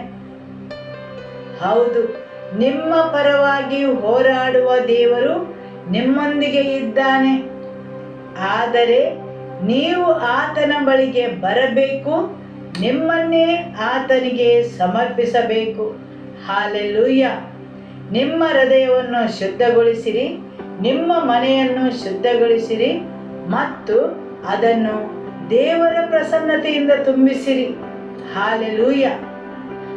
ಆ ಯಜ್ಞವೇದಿಯು ನಿಮ್ಮ ಪರವಾಗಿ ಮಾತನಾಡುವುದು, ನಿಮಗೋಸ್ಕರ ಹೋರಾಡುವುದು ಮತ್ತು ಪ್ರತಿಯೊಬ್ಬ ಬಲಿಷ್ಠನನ್ನು ದೇವರು ಸೂರೆ ಮಾಡುವರು, ಅವನಿಂದ ಸುಲಿಗೆಯನ್ನು ಪಡೆಯುವರು. ನೀವು ಆತನ ಬಳಿಗೆ ಬರಲು ಬಯಸಿದಾಗ ಪ್ರತಿಯೊಂದು ನಿಗ್ರಹವು, ತಡೆಯು ಎಲ್ಲವೂ ಮುರಿದು ಬೀಳುವುದು. ಆಮೆನ್. ಹಾಲೆಲೂಯ. ನಿಮ್ಮ ಹೃದಯವನ್ನು ಪರೀಕ್ಷಿಸಲು, ಹುಡುಕಲು ಆತನಿಗೆ ಅವಕಾಶ ಮಾಡಿಕೊಡಿರಿ. ನಿಮ್ಮ ಹೃದಯದ ಉದ್ದೇಶಗಳನ್ನು ಪರಿಶೀಲಿಸಲು ಬಿಡಿರಿ. ಅರಸನಾದ ದಾವೀದನನ್ನು ಯಾಕೆ ದೇವರ ಹತ್ತಿರದವನೆಂದು ಕರೆಯುತ್ತಾರೆ? ಯಾಕೆಂದರೆ ಅವನು ಅವನ ಹೃದಯವನ್ನು ದೇವರ ಎದುರಲ್ಲಿ ಬರಿದುಗೊಳಿಸಿದ್ದನು. ಪವಿತ್ರಾತ್ಮನಿಗೆ ಅವನ ಹೃದಯವನ್ನು ಪರೀಕ್ಷಿಸಲು ಮತ್ತು ಹುಡುಕಲು ಒಪ್ಪಿಸಿಕೊಟ್ಟನು. ಸರಿಯಲ್ಲವೇ? ಆಮೆನ್. ಆದರೆ ಅನೇಕ ಸಲ ನಾವು ನಮ್ಮ ಹೃದಯವನ್ನು ಪವಿತ್ರಾತ್ಮನಿಗೆ ಪರೀಕ್ಷಿಸಲು ಅಥವಾ ಹುಡುಕಲು ಒಪ್ಪಿಸಿಕೊಡುವುದಿಲ್ಲ. ನಾವು ನಮ್ಮ ಹೃದಯವನ್ನು ಆತನ ಬಳಿಗೆ ತರಲು ಭಯಪಡುತ್ತೇವೆ. ದಾವೀದನು ಹೇಳುತ್ತಾನೆ, ದೇವರೇ, ನನ್ನ ಹೃದಯವನ್ನು ಹುಡುಕಿರಿ ಮತ್ತು ಅದನ್ನು ಪರೀಕ್ಷಿಸಿರಿ.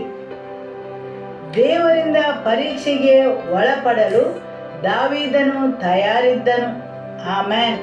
ಕೊಲೊಸ್ಸೆಯವರಿಗೆ ಬರೆದ ಪತ್ರದಲ್ಲಿ ಅಧ್ಯಾಯ 2 ವಾಕ್ಯ 15ರಲ್ಲಿ ಹೇಳುತ್ತದೆ, ಆತನು ದೊರೆತನಗಳನ್ನು ಅಧಿಕಾರಗಳನ್ನು ನಿರಾಯುಧರನ್ನಾಗಿ ಮಾಡಿ ಜಯೋತ್ಸವ ಮಾಡುತ್ತಾನೋ ಎಂಬಂತೆ ಶಿಲುಬೆಯ ಮೇಲೆ ಅವುಗಳನ್ನು ಜಯಿಸಲ್ಪಟ್ಟವುಗಳನ್ನಾಗಿ ಮೆರೆಸುತ್ತಾ ತೋರಿಸಿದನು. ಯೇಸು ಎಲ್ಲ ಅಧಿಕಾರವನ್ನು, ಅಂಧಕಾರದ ಶಕ್ತಿಯನ್ನು ಸಾರ್ವಜನಿಕರು ನೋಡುವಂತೆ ಮಾಡಿದನು. ಆಮೆನ್. ಆತನಲ್ಲಿ ಸಂಪೂರ್ಣವಾದ ಬಿಡುಗಡೆ ಇದೆ. ಆತನಲ್ಲಿ ಸಂಪೂರ್ಣವಾದ ಸ್ವಾತಂತ್ರ್ಯವಿದೆ. ಆಮೆನ್. ಹಾಲೆಲೂಯ. ಯೇಸುವೇ ಸ್ತೋತ್ರ. ಇವತ್ತಿನ ದೇವರ ವಾಕ್ಯಗೋಸ್ಕರ ದೇವರಿಗೆ ಸ್ತೋತ್ರವನ್ನು ಸಲ್ಲಿಸುವ. Hallelujah. Amen. Hallelujah. Every life in this place, Lord, we bring them under your blood and lordship, Lord. We cancel every claims and every works of the enemy against the lives of your people, Lord, against their advancement, Lord. Oh, every kind of deceptions, Lord, every lies be uprooted by the truth of your word, Lord. Let their hearts and their minds to be freed in the name of Jesus. Every life be covered by your blood, Lord. Continue to build them up for your glory, Lord. In your hands I entrust them, and I bless them in the name of the Father. I bless them in the name of the Lord Jesus, and I bless them in the name of the Holy Spirit. Amen. And may the love of God the Father, may the peace of our Lord Jesus Christ, and the fellowship of the Holy Spirit be with you all. Go in the peace of the Lord be with you. Amen. Hallelujah. Shalom.